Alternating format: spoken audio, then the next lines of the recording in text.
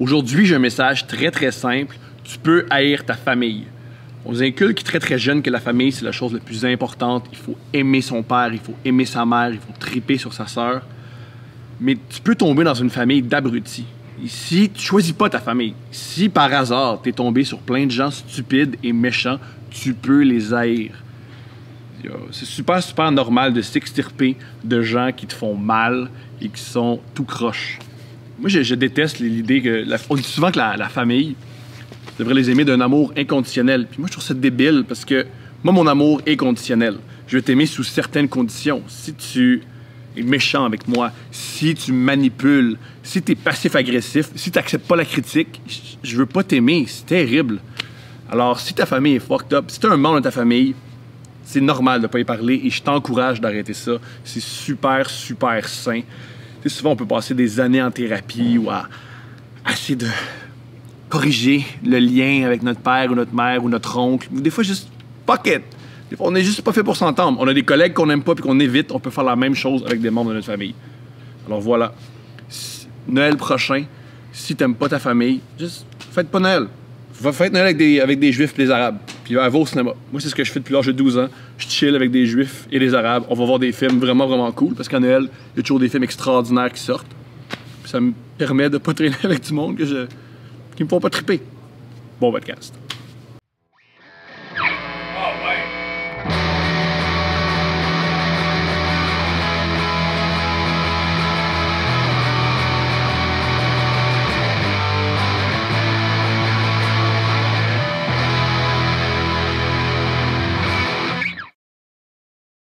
Yannick, merci beaucoup d'être ici. Ça fait plaisir. Je suis très, très, très heureux. Commençons par le commencement. C'est quoi ton nom? T'es né où et en quelle année? Yannick Demartino, évidemment. Je suis né en 1989 à Saint-Hyacinthe. Oh, OK. Ouais. Et qu'est-ce que tes parents faisaient dans la vie? Je sais pas. Tu sais pas? Non, mon père, mon père, c'est vraiment un mystère. Là. OK. Je l'ai connu comme à 18 ans, puis il est mort après 2 rencontres. Wow. Donc, ouais. Ben, tu sais, souvent, il y a comme un malaise quand je dis ça, mais il faut pas en avoir un, parce que je l'ai pas connu assez longtemps pour vivre un deuil. Donc, tu sais, des fois, les gens sont mal à l'aise, sont comme « Ah, je sais pas comment réagir », puis ils associent probablement en fait, ils me donnent des émotions que eux, ils véhiculeraient si leur père mourait, mais moi, c'est pas la même chose. C'est pas un gars que tu connaissais. Là. Non, c'est ça, j'ai pas perdu un père, tu sais. Ben, biologiquement, oui, là, mais c'est pas ta figure paternelle, juste non, un gars qui... Mais qu'est-ce qui s'est produit? Comment ça, t'es... c'est vraiment un mystère, mon histoire familiale. Puis ma mère, elle, était pas mal sur le bien-être social toute sa vie. Là. OK. Ouais. Fait que ta jeunesse, ça ressemblait à quoi? J'ai déménagé énormément. J'ai dit que je suis né à Saint-Hyacinthe, mais je suis souvent associé à Granby. C'est parce que secondaire 3 à 5, j'ai été à Granby. Ça a comme été vraiment les années de ma vie qui m'ont le plus marqué. C'est là que j'ai développé des liens plus intimes et tout. Avec j'ai des amis que j'ai encore aujourd'hui. Mais avant ça, j'ai comme déménagé tout le temps. C'est comment ça tout le temps déménager? Ben, je sais pas, c'est rétroactivement, je trouve pas ça agréable. Okay. Mais, tu sais, dans le moment, honnêtement, je m'en rendais pas compte. J'étais pas capable de comparer, j'avais pas d'amis proches tant que ça, vu que je déménageais vraiment. Des fois, des fois, je pouvais rester 1 mois quelque part, puis je partais. Fait que je savais pas c'était quoi, je pouvais pas comparer avec le quotidien d'un autre enfant, je savais pas vraiment. Donc, à l'époque, non. Je traînais mon Nintendo, je jouais à Kirby. Fait que, tu sais, que ce soit à Lévis ou à Saint-Jean-sur-Richelieu, je jouais à Kirby. Mais aujourd'hui, je le vois que c'est sûr que c'était pas stable là, comme Penses-tu quotidien. Que ça a des impacts sur qui t'es devenu, sur des... Probablement. J'essaie encore d'identifier les points de ma personnalité qui ont pu être affectés, mais je sais pas. Je pense que j'ai de la difficulté peut-être avec la stabilité. OK. La difficulté dans le sens que t'en as peur ou la difficulté, ça t'intéresse pas? Je sais pas. J'ai peur des deux. C'est quand j'ai comme mon quotidien installé, rapidement, là, j'ai envie, c'est possible que j'ai envie vraiment de, justement, de vouloir déménager ou j'ai envie drastiquement de changer quelque chose. Puis pourtant, quand là, tout est un peu éparpillé, puis je sais pas, ben là, j'ai envie d'un quotidien. Donc, mais ça, je pense que c'est quand même assez classique, là, comme chez l'être humain. Là. C'est comme les gens qui sont célibataires, ils veulent être en couple, ils sont en couple, ils veulent être célibataires. Fait que je sais pas à quel point ça l'a affecté, parce que j'ai l'impression que c'est quand même commun, tu sais, ces peurs-là, cette anxiété-là. Oui, c'est vrai, plus on discute de nos anxiétés, plus on parle de nos peurs, on réalise on a toutes les mêmes peurs. Moi, je sais que ma psy, ce qu'elle m'avait... La conclusion de ma psy, parce que moi, ma mère est morte quand j'avais 4 ans, j'ai tellement peur de perdre quelque chose que je m'arrange pour le perdre. Puis vu que moi aussi, c'était chaotique mon enfance, moi, je croyais que j'aimais ça, le chaos. On m'a dit que j'aime pas le chaos. J'ai tellement peur que le chaos arrive que tu le provoques. Je le provoque un peu comme ce qu'on appelle l'appel du vide. Là. L'appel du vide, c'est quand tu es en haut d'un escalier, tu as envie de te lancer, ou dans le trafic, tu as envie de te lancer dans une autre voiture. Tu as tellement peur de ça que tu te pitches dedans. C'est ce qu'elle avait décelé. OK. C'est pas mal intéressant. Ça se peut que ça se peut que je sais aussi. Puis sinon, c'est quoi les œuvres d'art que tu écoutais quand tu étais petit? Est-ce que tu aimais la comédie quand tu étais... Pas tant que ça. Je suis pas un très grand fan d'humour, en fait. Mais je pense j'ai commencé à écouter des spectacles d'humour. Je pense que j'avais 13 ou 14 ans. J'ai découvert Andy Kaufman. Cool. Ça quand j'ai vu Man on the Moon, ça m'a j'ai fait « Oh! » C'est tellement un bon film. Vraiment, puis je savais pas que c'était basé sur une vraie vie. Fait que quand j'ai appris après ça que c'était biographique, j'ai fait « Oh, OK ». Puis là, j'ai découvert comme qu'est-ce que Andy Kaufman faisait et tout. Je trouvais ça vraiment intéressant. Sinon, plus jeune, je sais pas. Je me souviens que Requiem for a Dream, c'est un film qui m'a vraiment marqué. C'était super, ça. Ouais. Moi, j'ai aimé ce film-là jusqu'à temps que je prenne la drogue. Et j'ai réalisé, c'est vraiment fait par quelqu'un qui n'a pas fait beaucoup de drogue et qui aime pas ça. Et quand j'ai vu Trainspotting, j'ai fait « Ah, ça, c'est faire de la drogue! » Dans Trainspotting, il y a beaucoup le plaisir de prendre de la drogue. Requiem for a Dream, c'est très, à mon avis, très, très américain. C'est très vrai. C'est très, si tu prends de l'héroïne, tu vas te ramasser à te prostituer puis perdre ton bras. Puis c'est souvent pas... je comprends ce que tu veux dire. J'ai pas ça, par exemple. J'ai jamais fait énormément de drogue, là. Fait que peut-être moi, mais moi, j'avoue que c'est... Mais qu'est-ce que t'aimes dans ce film-là? Ben là, ça fait longtemps que je l'ai vu, mais je pense que c'était juste les émotions que ça générait, là. Je me souviens que c'était vraiment intense, là. Tu sais, moi... Quand un film termine, ça prend un vrai 5 minutes avant de parler, je me dis comment, ça devait être bon.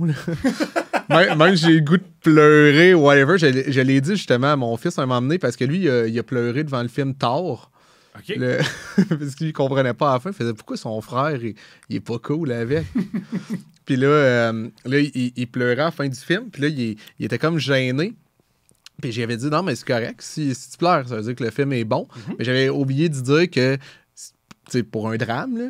Fait que là, sa mère, elle écoutait avec lui, genre, un film d'humour. Puis il faisait, oh non, c'est moyen, je suis pas pleurer. Oh, magnifique. C'est cute. C'est tellement mignon. Ouais. Mais c'est... Toi, est-ce que tu pleures souvent? Ou c'est... Dans la vie, dans la vie, non. En lisant, en écoutant des trucs, ouais. Ah, wow! Je t'envie à ce niveau-là. J'ai comme besoin d'avoir la distance. Si c'est sur ma vie, jamais. Okay. Mais quand le pire, c'est que c'est drôle parce que les trucs, évidemment, qui me touchent le plus, c'est les trucs dans lesquels je me reconnais. Mais il faut que ce soit juste quelqu'un d'autre. Fait que sûrement, si je pense à ma vie, puis je dis comme, mais ça arrivait à Tommy, on va peut-être pleurer sur des événements. Là. Mais non, sur ma vie, vraiment pas. On dirait que je suis un petit peu plus... pragmatique, puis je suis comme, non, ça arrive, puis tout est correct. Mais les histoires, mais j'étais un peu... Hey, c'est drôle, j'ai réalisé, je pense, 7 semaines. Hey, ça a l'air... Tu connais-tu Cobra Kai? Oui, tu m'en as parlé. Okay. Ça, explique aux gens. En gros, c'est comme une série... ça se passe 20 ans plus tard que les 2 acteurs principaux de Karate Kid, là, le vieux film là, de karaté. Puis c'est comique parce qu'ils remettent en perspective tout ce qui est championnat de karaté, parce que là, t'as les femmes des gars et tout, puis qu'à un moment donné, ils sont... Mais là, revenez-en de votre rivalité là, de karaté, tu sais. Fait que, tu sais, comme ils ont des vies, maintenant, c'est plus des ados. Fait qu'il y en a un qui est... T'as Daniel San, qui est comme le gagnant, tu sais, du championnat à l'époque dans le film, là. Le héros du film, qui en tient fait. sur un pied puis qui donne un coup de pied. Exact. Parfait. Puis là, d'ailleurs, ils partent un peu sur la prémisse que ce coup de pied-là, il est illégal, là. C'est vraiment bon. Honnêtement, c'est vraiment bien écrit. C'est comique, hein, je crois. Oui. C'est humoristique, Oh, c'est pas ouais. très, très sérieux. Ben non, vraiment pas. Mais moi ce que j'aime, c'est qu'il n'y a pas tout le temps non plus des gros gags. Tu sais, pas dans le sens que c'est des petits gags, là, mais plus dans le sens que c'est dans le jeu, comprends. dans le ton. L'intrigue prend plus de place qu'il faut absolument qu'on fasse le C'est ça. plus de blagues possible. Puis il y a beaucoup de parodies aussi de série B. Là. Les batailles, des fois, tu sais, ils sortent leur karaté dans un conflit au dépanneur. Là. Ça, moi, je trouve ça malade. Mais tu sais, que garder un ton crédible et tout, moi c'est ça que j'aime. Il y a rien. En fait, tout est exagéré sauf le jeu. Génial. C'est ça que j'aime. Puis l'autre, Johnny Lawrence, dans le fond, le méchant, là, dans le vieux film, moi, il me fait vraiment rire. Là, parce qu'il joue vraiment comme un. Tu sais, il est typé. Là, c'est vraiment un loser, pas capable de s'occuper de son enfant, puis il capote juste sur le karaté. Et les années. Je sais pas ça se passe à quelle époque. Je pense que c'est aujourd'hui. Là, fait que, tu sais, les années. Nos années, 2000, ça le là. dépasse. Là. Tu sais, le gars, en plus, tu sens qu'il a une belle sensibilité. Il veut être ouvert d'esprit, mais tout le dépasse. Fait que non, j'aime bien le personnage. En tout cas, tout ça pour dire que j'ai réalisé que les trucs qui me touchent le plus, puis j'ai pas encore compris pourquoi puis de où ça me vient, mais quand il y a quelqu'un qui accomplit quelque chose et son entourage est fier de lui, Oui. je pleure. Wow. Ouais. Mais c'est vraiment, là, ça vient me chercher, puis des fois, ça peut être vraiment, vraiment cheesy, là. Puis je me souviens que dans Cobra Kai, il y a une scène, je me souviens plus c'est quoi, mais genre, je pense que c'est genre un kid qui réussit, genre, à casser la une planche, de bois. quoi de même, là. Puis là, c'est vraiment chouette. Là, tu sais, quand ça shake, là, tu sens que ça va venir. Je fais, ben non, je pleurais pas là. Puis là, je me suis mis à pleurer J'étais fier de lui. Ah, ça, c'est cute. Mais ça m'arrivait la même affaire dans, tu sais, les deux frères qui se battent dans un tournoi de UFC, là. Oui, Warrior. C'est un excellent film. Ouais, ça, j'ai pleuré quand... Puis tu sais, j'aurais pu pleurer à plein de moments, mais je me souviens, c'est quand... La femme du... Pas Tom Hardy, l'autre... Ouais, la femme du gars straight, si on veut, qui a un job. Exact. Puis lui, dans le fond, quand il gagne son premier combat, puis sa femme qui voulait pas qu'il combatte, puis tout, puis là, il est chez eux, puis il est fier de son mari, là, j'ai pleuré. C'est comme la fierté d'un proche qui me rend... Mais de la famille, surtout. Peut-être. Ah, wow! C'est fascinant, ça. Peut-être c'est un manque, justement, au niveau de la famille. Je sais pas. Honnêtement, j'ai pas identifié. Mais les deux, je pense qu'on a ça en commun. Une fois, t'avais dit, il y a quand même 5-6... T'avais dit un truc... Je te cite, là, encore, il y a 5-6 ans, puis peut-être que t'as même pas dit ça, puis j'ai inventé ça. Okay. Mais t'avais dit, moi, ma famille, pour moi, c'est pas important. Je préfère mes amis, c'est eux qui me supportent. Puis quand t'avais dit ça, j'avais trouvé ça génial, parce que j'ai grandi comme ça. Moi, j'ai grandi que ma famille est bizarre. Je me suis détaché d'eux. Puis moi, ça vient me rattraper dans ma trentaine. Là. Je réalise que j'ai un peu plus un manque. Il y a certains de membres de ma famille qui veulent venir. Comme aujourd'hui, sur Facebook, il y a un membre de ma famille qui a commenté son numéro de téléphone pour que je le rappelle. Ça me rattrape. Et je me suis... Ouais, ça m'a vraiment, vraiment touché quand t'avais dit ça. Puis j'avais réalisé qu'on avait de quoi en commun. Je trouvais ça vraiment, vraiment, vraiment touchant. Puis ça m'avait rassuré quelqu'un qui sentait la même chose que moi. Qui sentait que il pouvait évoluer sans l'apport de sa famille ou sans l'approbation de sa famille. Ouais, ben effectivement, mais c'est sûr, moi, ça n'a pas été un choix non plus, là. Tu sais, ma mère, dans le fond, mon seul contact, moi, que j'ai dans ma famille, c'est ma mère. Puis, en vieillissant, j'ai vraiment réalisé qu'elle était... Tu sais, ma mère est quelque chose du tout, elle est un peu fucked up, là. Comme, mettons, je partais... Moi, je travaillais dans une épicerie, puis j'achetais mes trucs, parce que ma mère avait pas d'argent, elle avait pas de sous, évidemment, là, elle était sur le bien-être social. Puis, si je partais à l'école, puis j'oubliais de barrer ma porte de chambre, ou, tu sais, ben, barrer, tu sais, à ce bord de... En tout cas, j'avais trouvé comme un moyen là, de barrer, parce que sinon, ma mère vendait mon stock. Wow! Fait que j'ai réalisé assez jeune qu'elle pouvait être toxique. Puis ma mère, c'est un peu... c'est particulier, là, parce qu'elle n'a jamais eu d'argent, mais c'est son seul sujet. Il y a tout le temps des problèmes d'argent, il y a tout le temps, elle veut... Puis elle est prête comme à faire tout pour de l'argent, donc c'est bien particulier. Puis elle comprend, elle est comme un peu coupée de ses émotions et tout, donc... j'ai coupé le contact. J'ai coupé le lien parce que c'était pas... ça m'apportait rien. Puis elle était pas capable de comprendre. Ça la dépassait. Pas juste que ça t'apporte rien, ça t'enlève des trucs. Oh, mais littéralement, c'est très, très, très... c'est caricatural, elle te volait des choses. Oh non, non, on dirait une joke. On dit souvent, ma mère, là, astuce pour l'énergie. Non, toi, c'est pas juste une Ah non, image. on dirait une joke, là. Puis ma mère comprend pas. Puis je me souviens, j'en avais reparlé un moment donné, puis j'ai dit, tu sais, c'est fou, là, faire ça. Puis elle me disait, bon, mais je t'ai donné la vie. Ah, sacrifice de calice. J'étais comme, ouais, mais ça justifie pas de vendre mon Nintendo, là. Excuse-moi, mais ça n'a pas de sens. Non, mais ça n'a pas de sens. Puis si elle en avait besoin, honnêtement, ça me ferait plaisir. Bien sûr. Si elle en a pour de vrai de besoin, mais c'est ça, ma mère, c'était parce que dans le fond, quand elle recevait son chèque du bien-être social, elle allait acheter elle s'achetait des manteaux de fourrure, elle allait se faire, pas couper les cheveux, mais peigner. Elle payait quelqu'un pour se faire. Fait que mais en fait, c'est ça, c'est.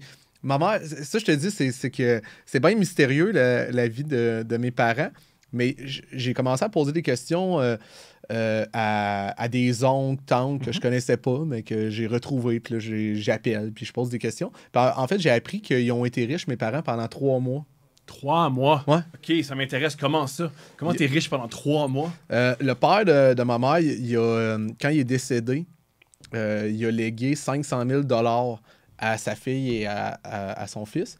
Mon oncle, dans le fond, lui, il a réussi, il a placé son argent et tout, il a été intelligent. Ben oui. Et ma mère a comme tout dépensé. Mais elle avait jamais rien eu de sa vie. Donc, 3 mois. À 3 mois, ça a l'air que c'était... 3 Mais mois. moi, mes photos de bébé, j'en ai mis sur Instagram, j'ai des bagues. Oh mon Dieu, c'est extraordinaire. Parce que j'étais bébé à l'époque, Ben oui. quand il était riche. Puis, je suis pas en train de dire que j'ai déjà été un bébé. En passant, je suis comme vous autres, gang, j'étais un bébé. Mais ouais, puis j'avais des chaînes puis des bagues. T'étais un petit rapper. T'étais comme Ouais, les enfants des rappers. Ouais. C'est génial. Puis, ouais, c'est ça, Fait que ça montre à quel point il dépensait dans n'importe quoi. Là. Parce que 500 000, c'est beaucoup d'argent. Ouais, c'est ça. Parce que 500 000, c'est beaucoup d'argent, mais en même temps, tu fais pas une vie. Parce que malheureux que c'est 100 000, c'est que c'est beaucoup d'argent pour virer fou. C'est ça. Tu peux pas créer ce qu'on appelle, c'est pas de la richesse. Tu peux C'est pas. Wow! Non, c'est ça, puis il faut que tu te places, faut que tu fasses. Eux, ils travaillaient pas, puis c'est ça. Ben voyons donc. Fait que, absurde, mais je pense que c'est ça qui a fait un peu snapper ma mère. Parce que, tu sais, dans sa tête, c'était fait. Elle était riche. Sa vie était faite. C'est réglé. Ouais. En plus, quand tu connais pas l'argent, tu penses que 500 000 500 000 j'en ai pour 3 générations! C'est ça. Wow! Ouais. En plus, ma soeur, moi, tu sais, j'avais comme 1 an ou 2. Puis ma soeur, ça faisait, elle avait 10-11 ans. Puis elle a même pas placé ma mère, tu sais, un petit 10 000 tranquille. Un petit 10 000, exact. Ça aurait pas été beaucoup d'argent là, de placer puis faire fructifier ça, mais non. Rien. Juste rien, des bagues rien, à mon rien. bébé. Ouais. Puis aller me faire peigner dans le meilleur salon de coiffure. Moi, Souris Mini venait m'habiller. Ça n'a pas de sens! Ouais, c'est vrai. Aïe aïe! Ouais. Aïe aïe! Pendant 3 mois, tu as vécu comme un gars de Monopoly. Ouais. mais c'est plate parce que c'est même pas des souvenirs que j'ai. J'aurais aimé ça au moins m'en souvenir de l'époque où j'étais un baller, un bébé baller. Oh wow! Ta soeur, comment elle a vécu ça? Hey, pendant 3 mois, c'est le bordel. C'est la même chose. Ma soeur, je sais pas. Coupé. Ouais. Mais ouais. Aïe aïe! Ouais. Et qu'est-ce qui s'est produit avec... OK, comment tu as commencé à faire de l'art? L'impro. OK. J'étais arrivé à Lévis. Comme que je dis, je déménageais tout le temps. Puis à un moment donné, je pense que j'avais secondaire 1. Ouais, secondaire. J'ai entendu un téléphone. Oh, c'est pas grave. OK. Ouais, secondaire 1, j'ai passé de Grimby à Lévis. Et quand je suis arrivé à Lévis, à la base, moi, je voulais aller faire du hockey Cosum au Patro de Lévis, qui était comme un... c'est un centre jeunesse, dans le fond, un genre de sais-tu comment ça s'appelle? Des maisons des jeunes. Maisons des jeunes, ouais. C'était genre... C'était un endroit où les jeunes peuvent aller se regrouper, faire des activités, être encadrés. C'est ça. Puis là, j'arrivais à secondaire 1, j'étais comme, m'aller jouer au hockey Cosum, peut-être me faire des amis. J'avais le feeling que, je sais pas pourquoi, mais dans le fond, c'était la première fois que ma mère et ma soeur étaient réunies. On a été à Lévis pour aller aider ma soeur qui venait d'accoucher et tout, là. Okay. En tout cas. Fait qu'à la base, on était près de ma soeur. Je me suis dit, OK, ben peut-être que là, m'a resté un bout. Puis vu que j'arrivais au secondaire, j'espérais rester là puis avoir des amis parce que c'est encore plus difficile changer d'école au secondaire. Là. Tellement. C'est vraiment... Parce que moi, je l'ai vécu là, tout mon primaire. Je dois avoir fait peut-être une 15aine d'écoles. Puis au secondaire, j'en ai fait peut-être 5, quelque chose comme ça. Et ça a été vraiment difficile au secondaire. Là. Mais à partir, c'est ça que je suis arrivé à Lévis. Au primaire, je peux comprendre que c'est facile parce que tu l'as dit toi-même. Aimes-tu les Pokémon? Moi aussi, j'aime les Pokémon. C'est ça. On est les meilleurs amis du monde. Au secondaire, c'est un peu plus compliqué. Oui, puis aussi, souvent, ils ont leurs amis du primaire, ça devient, ça soude, il y a plein de petites gangs. Puis là, t'arrives là, puis moi, j'étais très timide. Puis ouais, c'est ça. Fait que là, je m'en vais pour aller jouer au hockey COSOM. Mais tu sais, je suis de nullité, là. Je suis vraiment nul. Mais je me dis comment on va me faire... Oui, si tu fais jamais de sport, t'es pas bon dans le sport. Comme n'importe quoi, si t'as jamais C'est joué ça. du xylophone, surprise, tu vas pas être bon au xylophone. C'est ça. Fait que là, on fait la game, puis tu sais, je vois que ça se passera pas tant que ça avec les sportifs, là. Je suis pas la nouvelle étoile que c'est comme « Hey, de où tu viens? Tes mains, c'est quoi? C'est un don? » C'est pas ça, pas en tout ce qui se passe, là. Et je pense que j'avais comme insisté pour aller gardien de but. C'est la seule chose que je disais. J'étais vraiment sur le divan, j'attendais que ça commence. Tout le monde parlait entre eux autres, tout le monde se connaissait. Là, ils m'ont emmené « Hey, t'es qui? » Ben, je suis nouveau, je viens d'arriver à Lévis. « OK, Puis là, je fais « Je veux gauler. » OK, mais il y a... Non, je veux gauler.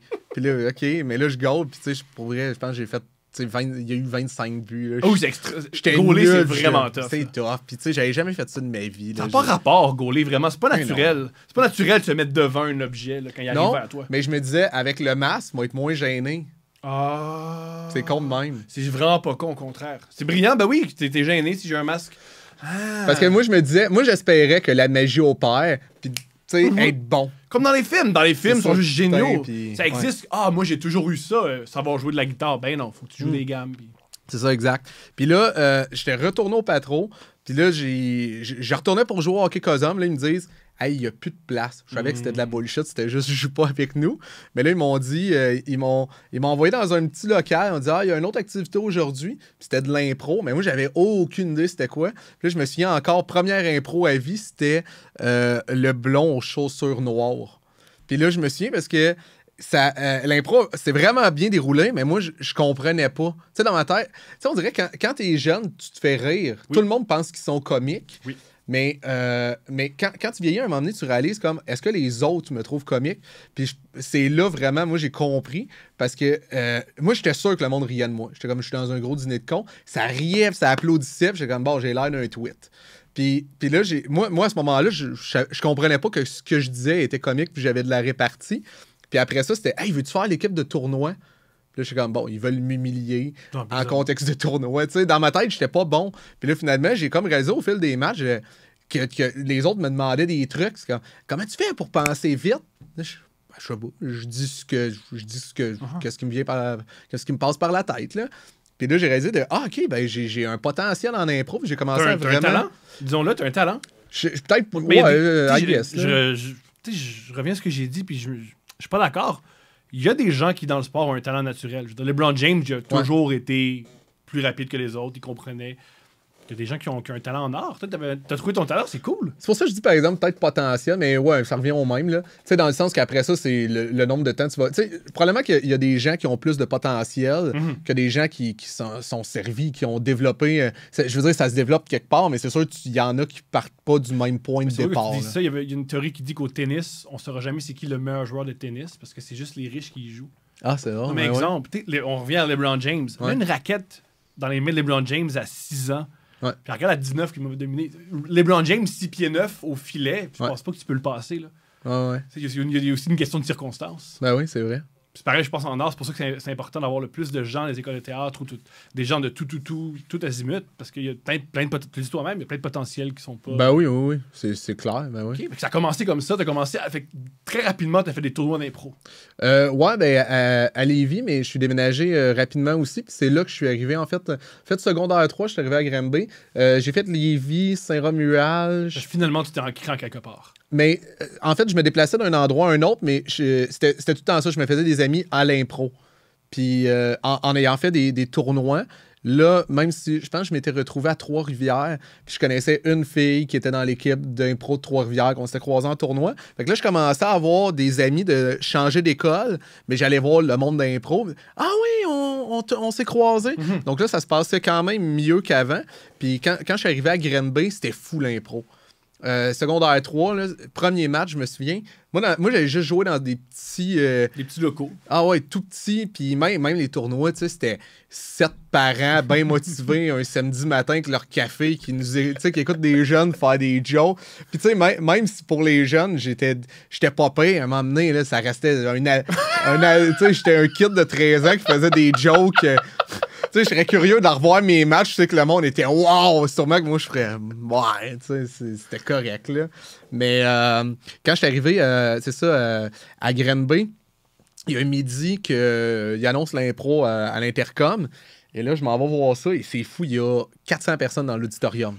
Wow. Et quand les joueurs ils rentrent, ils sont acclamés. Là, c'est l'équipe de hockey. Là. Ouais, le monde capote. Là, j'entends il y a Carl Gagnon qui est devenu mon capitaine d'impro, Violette Pie. Puis il y avait Jean-François Ruel aussi, Yes McKen de... Wow! Des feux d'Adobe. Pas les feux, mais qui étaient avant les Dead Obies, puis maintenant... Exact. Et là, je vois les gars, et comme ils sont acclamés, c'est comme c'est malade. Là, j'écoute et je les trouve bons. Mais tu sais, j'ai jamais connu ça, des gros raies comme ça, parce qu'il y a 400 personnes, c'est pas la même affaire. Puis là, je me dis, je peux espérer être là, mais je peux pas. Je suis pas de ce calibre-là. Là, finalement, je m'en vais faire le camp d'impro qui se passe encore là dans un local. Et là, encore là, le manque de confiance ressurgit. Je fais mon impro. Tu vois, je pense que c'était 2-3 impros qu'ils font faire en local. Puis là, je joue avec Carl. Et les gars, ils rient vraiment. Ils rient. Mais tu sais, je suis comme, ils rient de moi, là, parce que je m'étais pas trouvé bon. Je trouvais pas que j'avais montré ce que j'étais capable de faire. Et au final, Carl Gagnon, finalement, m'a pris dans son équipe. Et premier match d'impro, là, c'était une vraie joke. Tout le monde voulait jouer, tout le monde voulait faire de l'impro à cette école-là parce que tu devenais comme une vedette de l'école. Puis aussi, jouer devant 400 personnes, c'est un trait d'adrénaline hors du commun. Là. Mais c'est ça, premier match, j'arrive et je me plante, là. Mais me plante, personne. Je me souviens là, qu'on me dit juste...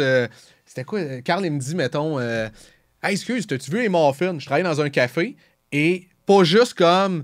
Non, je les ai pas vus. Pas oui, je les ai vus. Ça aurait pu être juste ça. C'est pas grave si je punch pas. Je suis parti sur le banc.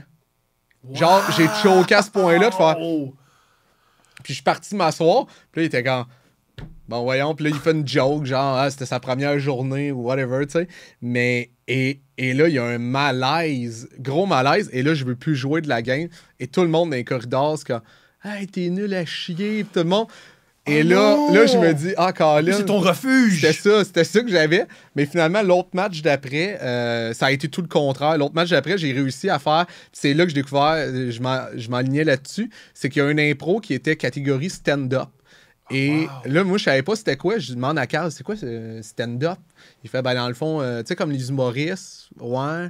Tu sais, les humoristes, quand ils font du stand-up, ils parlent au public, font des jokes. Je fais, OK, je veux y aller. Mais là, lui, tout ce qu'il se souvenait, c'est le gars qui te chauffe complètement. Là, il fait, t'es sûr? Je fais, ouais, je suis sûr. T'es certain? Je suis certain, Carl. Là, j'y vais et finalement, ça fonctionne, mais genre, big time. Tu sais, je sors vraiment des bonnes lignes et tout. Puis je gagne le vote presque à l'unanimité. Fait que là, tu sais, mettons, moi, je suis rouge, l'autre bord, c'est vert. Je vois comme 398 cartons qui sont de ma couleur. Je suis comme, mon Dieu, OK. Puis là, ça a été le jour et la nuit que... Tu tombes en amour. Ouais, puis que là, tout le monde était comme, hey, t'étais bon, man, c'était drôle. Puis c'est là que j'ai compris aussi que je fais... Là, je me souviens que j'ai googlé le soir comme stand-up. Puis là, j'écoutais du stand-up. Puis je savais pas c'était quoi. Puis là, j'ai fait... Là, je voulais savoir si qu'est-ce que j'ai fait vraiment, c'était du stand-up. Je comprenais pas. Génial! Fait que c'est comme ça que j'ai découvert le stand-up, puis qu'à l'école, je me suis fait des amis et tout. Puis c'est ça que je me suis lié d'amitié avec Jeff Ruel. Là, c'est devenu mon partenaire de coloc de casier durant mon secondaire. Super comme histoire, à plein niveau. C'est vraiment un appel. C'est drôle parce que moi, j'aime beaucoup le basketball. Il y a des joueurs africains, c'est comme ça qu'ils découvrent qu'ils sont bons au basketball. Ils jouent au soccer toute leur vie. Puis là, ils ont une poussée de croissance. Puis il y a des gens qui essayent le basketball puis ils deviennent géniaux. Il y a un joueur, Pascal Siakam, il a commencé à jouer à 12 ans. Vu qu'il n'y avait pas d'infrastructure de basketball, c'est pas c'était quoi. Puis il y avait un talent pour. C'est beau, ça. Nice. C'est vraiment, vraiment beau. Wow! Et au début, c'était quoi tes amours, le stand-up? Est-ce que comme moi, tu downloadais plein de numéros sur Napster, LimeWire? Je... pas oui. Je voulais pas vous interrompre. Non, c'est... On s'en fout d'elle. Ça va se recouper au pire. Oh, ok. On fera du chant contre chant. C'est pas énervant. Comme tu veux. Je vais répéter ma question, ça te dérange-tu? Ouais, non, vas-y. Ok. Ouais! Fait que c'était quoi tes. Qu'est-ce que tu écoutais comme stand-up? Parce que comme moi, tu downloadais sur LimeWire des numéros de stand-up et des. Ouais, mais je parlais pas très bien anglais, en fait. Je comprenais pas, donc c'était plus du stand-up québécois que j'écoutais. Mais t'en trouvais du québécois sur... Ouais, je trouvais Yvon Deschamps, je trouvais ok. de Patrick Huard. Ok. J'ai eu une année où j'essayais d'écouter tous les monologues d'Yvon Deschamps qu'il y avait sur ouais, hein? LimeWire. Ben moi, j'achetais les DVD. Yvon Deschamps, justement, j'avais... Hey, y a-tu du matériel, cet C'est homme-là? incroyable. Ça n'a pas de sens. J'avais les DVD, j'écoutais... Il se cassait les dents avec des sujets extrêmement difficiles. Ouais. Sais-tu quoi? Moi, je parlais de suicide pendant 11 minutes. Mais par exemple, il n'y avait pas le souci non plus d'être efficace. En fait, il est efficace. Ah, Il n'y a est, pas de oui. rire. Mais je pense qu'il n'y a pas le souci de faut que ça arrive au chaque 30 secondes. C'est ça. Mais il y a un souci d'efficacité, de trame narrative. Ah oui, oui. Ah non, non, OK. Niveau de l'écriture, c'est vraiment impeccable. Qu'est-ce que je voulais dire? C'était efficacité comique, justement. Ils n'ont pas ri, il faut changer Il ça. suscite l'intérêt pendant tous ces numéros, suscitent l'intérêt, puis il est... Mais moi, je me suis toujours demandé, il y a sûrement des gens qui ont la réponse, je crois qu'il ne rodait pas. Lui, il cassait du matériel à la place des arts. C'est absurde. Ah ouais, hein? Il écrivait, mettons, peut-être que je me trompe, il pouvait écrire 1h20 ou 1h30, puis à la place des arts. Puis il y avait un band, comme ça, entre les numéros tristes, puis il y avait une toune, puis il disait les fesses, les fesses, les fesses. Puis il revenait, puis il parlait du syndicalisme. C'est complètement fou. Ouais, non, vraiment. Mais en même temps, je sais pas si à l'époque ça existait tant de rodage. Il devait pas non plus. Y avait-tu des critiques? C'était jamais capté non plus? Je sais pas. Oui, moi, je voyais à Art TV. Moi, j'ai découvert Yvon Deschamps en Art TV. OK. Il s'était capté de manière très, très, très cinématographique. OK. Il y avait des plans où la caméra était très, très, très près de lui. C'était pas filmé comme des stand-up maintenant. OK. C'était vraiment, vraiment, vraiment beau. Ah, C'était ouais. particulier. Des fois, il y avait c'était les années 70. Fait que des fois, il y avait des transitions. Lui dans le coin de l'écran. Là, tranquillement, pas vite, dans l'autre coin, il apparaît. Lui, il disparaît, lui apparaît. C'était joli. Ouais. Ah, c'est nice. Vu que ce qui est le fun, quand tu sais pas ce que tu fais, mais tu essaies des affaires. Ben oui, oui. C'était filmé comme. Ben, c'est drôle parce que vu que c'est les années 70, c'est special, ces spectacles étaient filmés comme un spectacle de corbeau. Ouais, ouais, ouais. C'est tout ce qu'ils connaissaient. Fait que c'était. Oh, on filme Harmonium comme on filme Yvon Deschamps. Ouais, c'est vrai. Ben ouais. C'était vraiment chouette. Alors, fait que t'es tombé en amour avec le stand-up. Ouais, ben j'ai. C'était pas tout qui me parlait, honnêtement. J'essayais d'écouter beaucoup les galas juste pour rire parce qu'il était. Je pouvais les. Les TP. Ouais, les enregistrer. Même je les louais sur Indigo. J'écoutais les entrevues et tout des gens après à Juste pour rire en direct. Mais je me souviens que. Il y avait pas. Je nommerai pas personne, là, mais. Ça te correspondait pas. Ça me parlait pas tant que ça. Puis j'ai découvert Frankie. Tu sais, Frankie Laugh. Pour ceux qui ne savent pas, un gars qui fait du liner. Puis comme... Extrêmement efficace. Ouais, il est super bon. Puis moi, je connaissais pas ça. Puis là, j'ai fait « Oh shit, ça c'est drôle en salle » parce que je trouvais en fait souvent, j'avais l'impression que c'était beaucoup du cabotinage. Puis il y avait pas beaucoup de monde qui allait vraiment dans l'imaginaire. Tu sais, il y avait pas beaucoup d'idées dans le stand-up que je voyais dans les galas. C'était beaucoup de l'anecdote. Puis je dis pas, c'est correct qu'il y ait des gens qui aiment ça, mais c'est pas ça qui te correspondait. Non, c'est ça. Moi, ça me parlait pas. Puis j'étais comme, Colin, c'est bien weird que il n'y a pas un humoriste qui est comme... J'avais pas l'impression qu'il y avait beaucoup d'humoristes qui étaient créatifs. Mm-hmm. J'étais comme, OK, ils ont besoin de vivre de quoi avec leur blonde. Puis après ça, ils comptent leur affaire avec leur blonde qui échappe le lait à terre. Là, je suis comme, mon Dieu, comment ça que c'est pas des... Puis là, à ce moment-là, moi, c'était que l'impro, puis c'était des comédiennes qui m'intéressaient. J'étais comme, on dirait qu'ils sont plus créatifs. Ça, je voyais, j'étais comme, en impro, il me semble qu'il y a bien plus un monde, on peut aller dans plus de zones. Puis là, j'ai découvert Frankie, puis je fais, oh, chaque ligne est comme un univers. Puis ça m'avait vraiment... je me souviens vraiment que j'avais pogné de quoi quand je l'avais vu. Puis après ça, évidemment, j'ai découvert les Denis Drolet, Jean-Thomas Jobin. J'ai fait, OK, il y a des trucs qui sont ailleurs. Puis ensuite de ça, j'ai commencé à écouter du stand-up anglophone. J'ai découvert Tim Minchin et des Hazard. Cool. Puis ça me faisait triper. Puis j'avais l'impression que j'étais comme entre les deux parce que j'aime ça me servir de mon imaginaire pour donner des exemples de qu'est-ce que je veux dire. Mais j'ai pas envie non plus d'être un personnage. Tu sais, je dis quand même des affaires que je pense pour de vrai, mais avec des images qui sortent de l'ordinaire. Puis on dirait que c'est juste que souvent, vu qu'on n'est pas habitué justement ici de chercher... Ben là, de plus en plus, la nouvelle génération, je trouve que justement, tout le monde a un souci au niveau de la créativité. Mais avant ça, on dirait qu'on m'associait à de l'absurde parce que c'était comme, mais comment qu'il a pensé à ça? C'est comment, mais tant qu'à moi, c'est la base de n'importe quel artiste, être différent. Mais on dirait que les humoristes, on a tellement été habitués de voir le même type de personne qui faisait de l'humour que dès que quelqu'un était différent, c'est comme, ah ben lui, c'est absurde. Ben moi, je trouve ça particulier de quand j'étais plus petit, la plupart des humoristes, c'était des gens. C'était les gars les plus populaires, c'était les gens dominants. Ils étaient vraiment, vraiment cool, ils étaient beaux, ils étaient bien habillés, il y avait toujours la phrase assassine. Une fois, quand j'ai découvert Woody Allen, j'ai fait ah! Ouais. Il y a des gens bizarres, pas bien dans leur peau, qui peuvent faire ce métier-là. Et quand j'ai découvert les José Hood, ça, c'est vu qu'il me ressemblait physiquement, puis vu qu'il parlait vite et vu qu'il était névrosé, du moins, moi, je trouvais qu'il était névrosé à l'écran. Là, je tombais en amour avec ça. Mais avant, je trouvais, c'est les gars cool de ma classe, ça m'intéresse pas. C'est les gars... mais en même temps, oui puis non, parce que souvent, vouloir trop... être cool, je trouvais que c'était ça les humoristes. Puis ça montre que t'as déjà été loser. Je comprends. Tu sais, les pantalons de cuir, la boucle d'oreille, tu fais ah non, c'est parce que t'as vu quelqu'un à ton secondaire qui avait ça, puis toi, c'est ce qui est nice. Puis toi, tu te venges rendu à 22, 23 ans, ça va être moi, ce gars-là. C'est ça la vérité, là. Moi, ce qui me fait rire, c'est la plupart des humoristes de notre âge qui rient des pantalons en cuir et qui ont des boucles d'oreilles et qui ont toutes, par contre, des affaires fluo et des espèces de sacoches sur le côté. Tu sais que dans 10 ans, ça, on va... C'est ça, je me dis, la main. Tout ce qui est à la mode, trop à la mode, tu fais, ça va mal vieillir. Moi, c'est drôle de mettre mes bas dans des sandales. C'est si drôle que ça. Ouais, c'est ça. C'est si hot que ça, à ce point-là. Mais surtout que on dirait que la mode est devenue l'audace et la confiance. Donc, tout ce qui est un petit peu différent, mais que toi, t'oses le porter. Mais là, on est rendu, c'est plus punk là, comme démarche, là, parce que tout le monde porte le même type de lait. Je suis complètement d'accord. Et souvent, les homosexuels et les noirs ont fait ça il y a 4 ans. Fait que t'es en retard. Aussi, ça peut être audacieux, savoir les couleurs qui s'agencent, puis t'intéresser à c'est quoi un bon tissu. Plutôt que, juste mettre un truc fila, puis je vais mettre du foubou. Je faisais un gag l'autre jour au Rose avec contre Alex Bisaillon. Puis je trouve que ça résume. Mais je veux pas parler, là, c'est vraiment une joke. Là, oui, c'est une joke. Parler contre tout le monde qui s'habille un peu funky. Mais moi, j'ai tout le temps aimé m'habiller assez sobre. Puis parce que je me dis. Ben surtout, moi, dans mon cas, à moi sur scène, ça m'aide.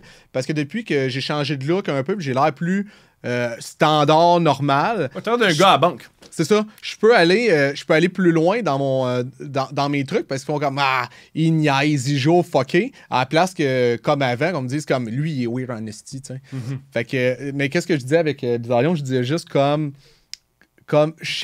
toutes les personnes, pas de charisme. Tes vêtements sont plus colorés que ta personnalité. Mais je trouve qu'il y a beaucoup de gens que c'est ça que tu fais.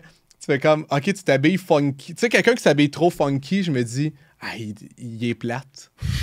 C'est sûr qu'il est plate. Par contre, il y en a que c'est pour ça que je trouve ça intéressant. Il y en a qui veulent montrer. Là. Je pense que c'est Alexander McQueen, qui est un grand designer. Lui, il était très, très, très gêné, puis c'est comme ça qu'il est sorti de son cocon. Il y avait du linge vraiment, vraiment fucked up pour montrer. En passant à l'intérieur, il se passe plein de choses. Ça peut être intéressant des deux côtés. Oui, mais tu sais, j'ai généralisé aussi. Oui, c'est une joke. C'est ça. N'importe quelle joke, elle peut être déconstruite en 30 secondes. Là.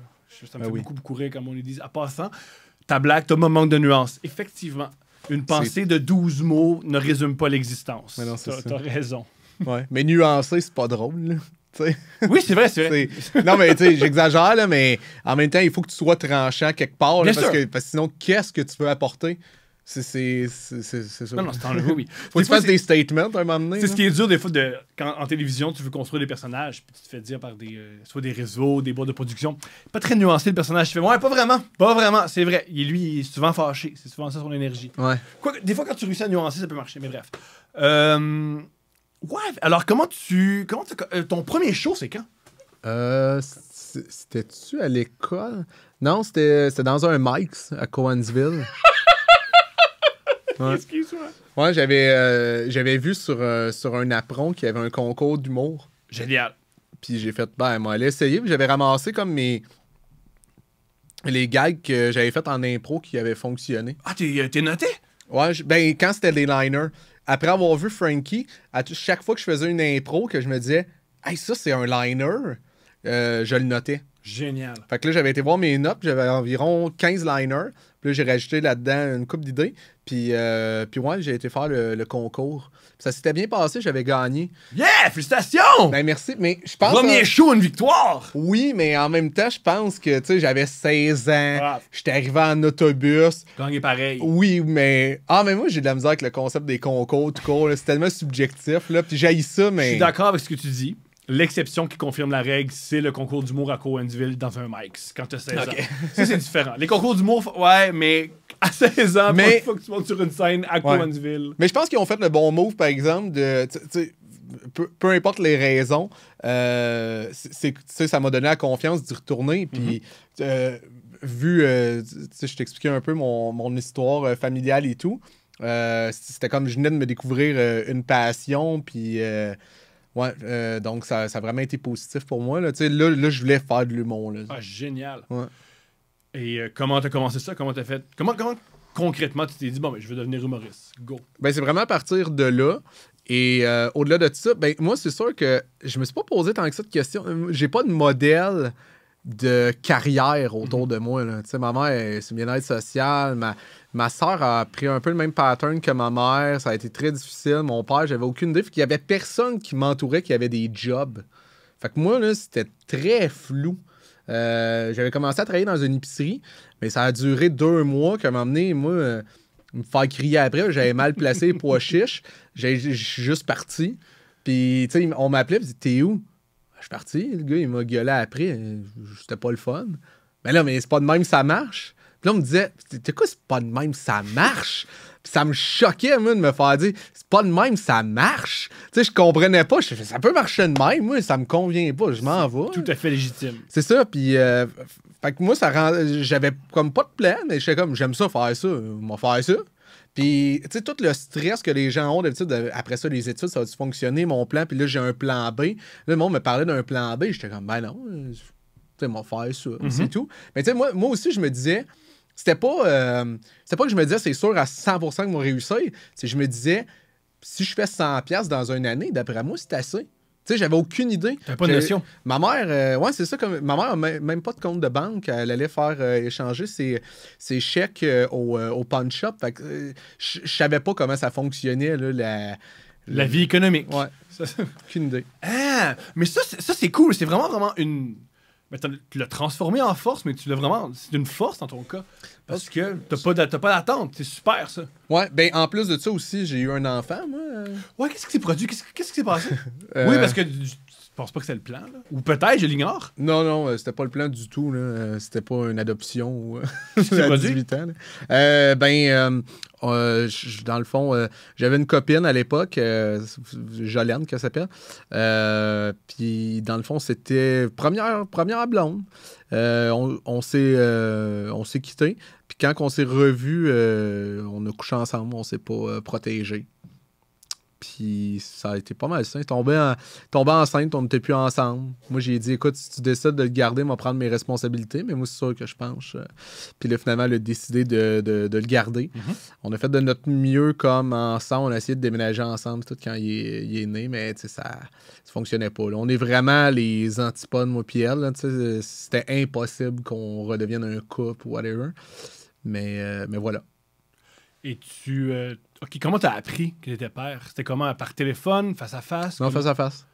Est-ce que tu t'y attendais ou à la sortie? Comment c'est arrivé? L'annonce. Ben, elle me l'a dit quand elle a commencé à avoir un ventre. Fait que quand ça a cogné chez nous, puis là, j'ai fait, oh, OK. Tu sais, tout de suite, j'ai catché de quoi qu'elle venait me parler. Là. Ah oui. J'ai pas fait comme t'as mangé 3-4 hot dogs. Tu sais, j'ai catché, là. Non, mais j'ai compris qu'elle portait la vie. Oui. Je l'ai compris. Et la tienne? Ouais. Puis, ouais. Fait que j'étais... Mais moi, en même temps, tu sais, mais comme que je dis, ma vie était tellement pas placée. J'ai jamais eu... Ben, là, maintenant, oui, je pense que... T'as une structure aujourd'hui, mais à l'époque, t'avais zéro structure. C'est ça, j'allais dire. Maintenant, je comprends, puis je pense que ça fonctionne bien, ma vie, puis j'ai compris plein de choses, mais il a fallu que je partais de loin. Il y a personne qui m'a pris par la main, qui m'a montré des choses. Ou des collègues qui ont sûrement fait ça plus tard, ou des blondes, ou des... Oui. Ben, ouais, mais tu sais, c'est différent, là, parce que même des fois, c'est un peu dans le reproche, parce que comment ça, tu sais pas ça? Puis là, il faut que tu pars de loin, puis là, tout expliquer, de faire... Hey, moi, je me suis dit, première chicane avec ma blonde quand j'avais genre 24 ans. À un moment donné, c'était genre mettre des affaires dans le lave-vaisselle. Puis elle me dit, voyons, tu mets les bols là. Et je me mets. Tu me parlais si je pleurais des fois. C'est rare, mais ça, tu vois, ça, c'est une fois j'ai pleuré parce que la façon qu'elle me l'a dit, ça m'a tellement fait mal de pas savoir ça. Puis je suis comme, tout le monde sait ça, où mettre les bols. Puis là c'était comme, moi, j'étais comme, comment ça, moi, je suis bien niaiseux de pas savoir ça. Puis là, elle fait, hey, je m'excuse, je vais pas. Puis là, c'est parti de là, de faire, ben écoute, puis là, j'ai expliqué mon histoire de vie. Puis là, elle fait, hey, mon Dieu, avoir su. Tu sais, on s'en crisse des bols, là. C'est pas grave, là, mêler comme tu veux. Mais fait que c'est juste pour dire comme ça, c'est juste une petite affaire déjà que j'avais pas, puis ça me rendait shaky. Fait qu'imagine les choses que je gardais pour moi que je savais pas, là. Fait que, ouais, mais au fil du temps, c'est en observant beaucoup. Ça a été sans le dire, mais observer. Puis là, est-ce que des fois, tu sais, on parle souvent du syndrome de l'imposteur. Les artistes ont dit, j'ai le syndrome de l'imposteur. Toi, des fois, est-ce que tu sens que le syndrome de l'imposteur, mais dans des choses banales, c'est-à-dire que, mettons, une relation amoureuse ou comment fonctionne le... OK. Ouais, sur plein d'affaires. Mais en même temps, je pense que c'est ça qui a, dans le fond, exacerbé mon sens de l'observation, là, par exemple. Là. Ah, parce que tu prends rien pour acquis, c'est vrai. Ouais. C'est génial, ça. Fait que je pense qu'à la base, qu'est-ce qui a développé par la bande mon sens de l'observation, qu'ensuite de ça, je me suis servi pour faire de l'humour.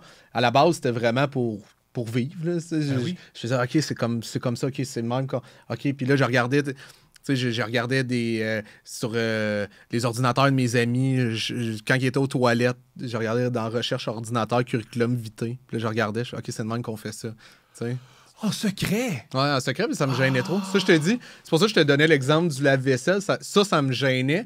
Donc, imagine des... Tu sais, vu que ma copine apprenait pour acquis que la première fois que tu as dû avoir un compte en banque, tu savais pas? Non, j'ai aucune idée. Ah, wow.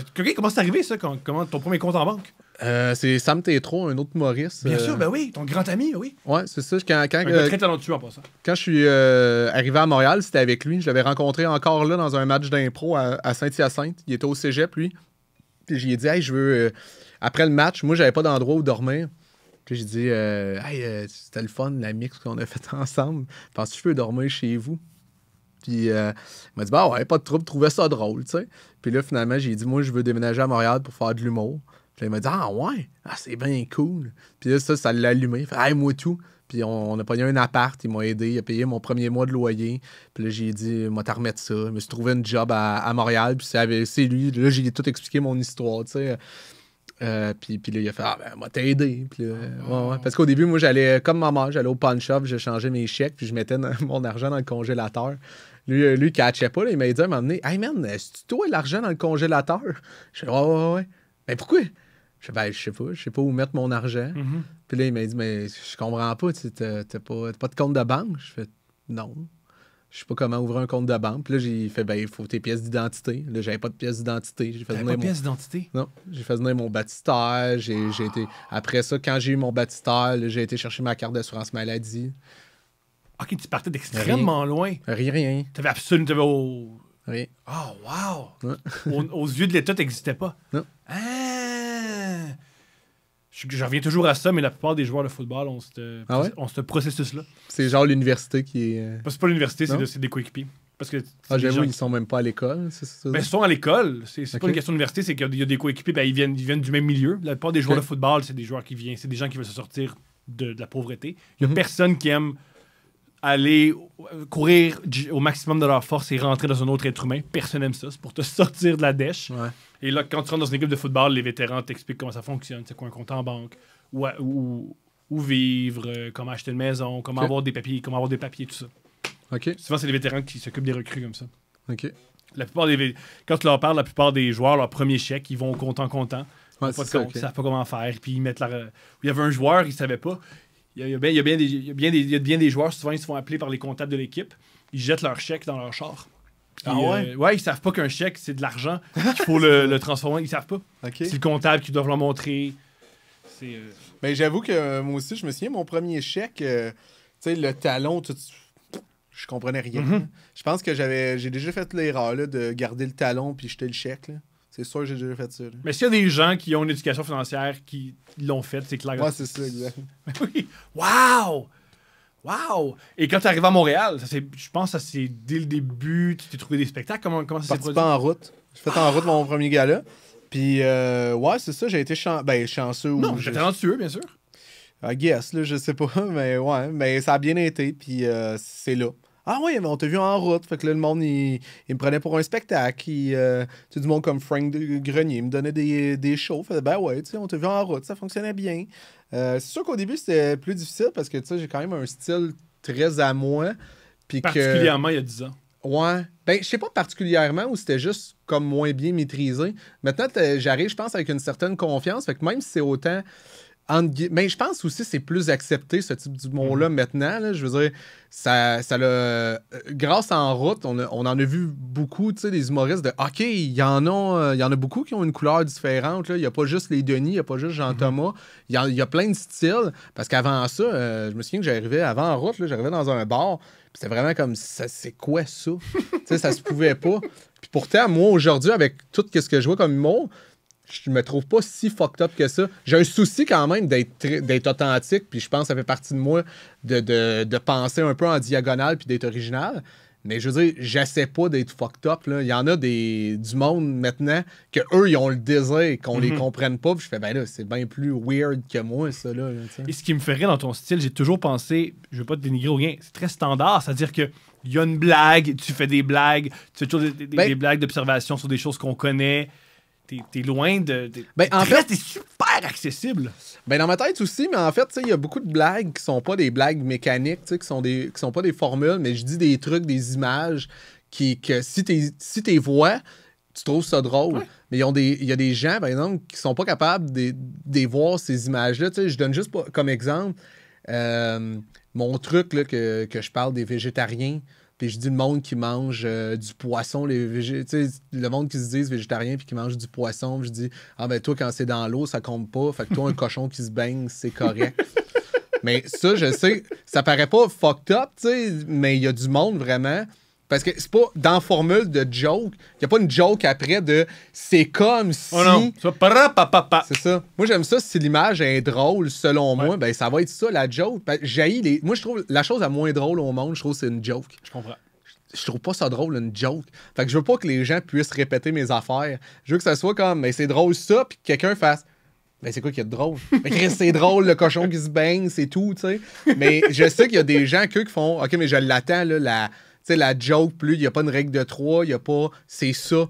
Fait que moi, c'est ça que j'aime partager. C'est beaucoup plus surprenant. Le but ultime d'une blague, c'est surprendre. Ouais. C'est beaucoup plus surprenant si tu n'entends pas la musique.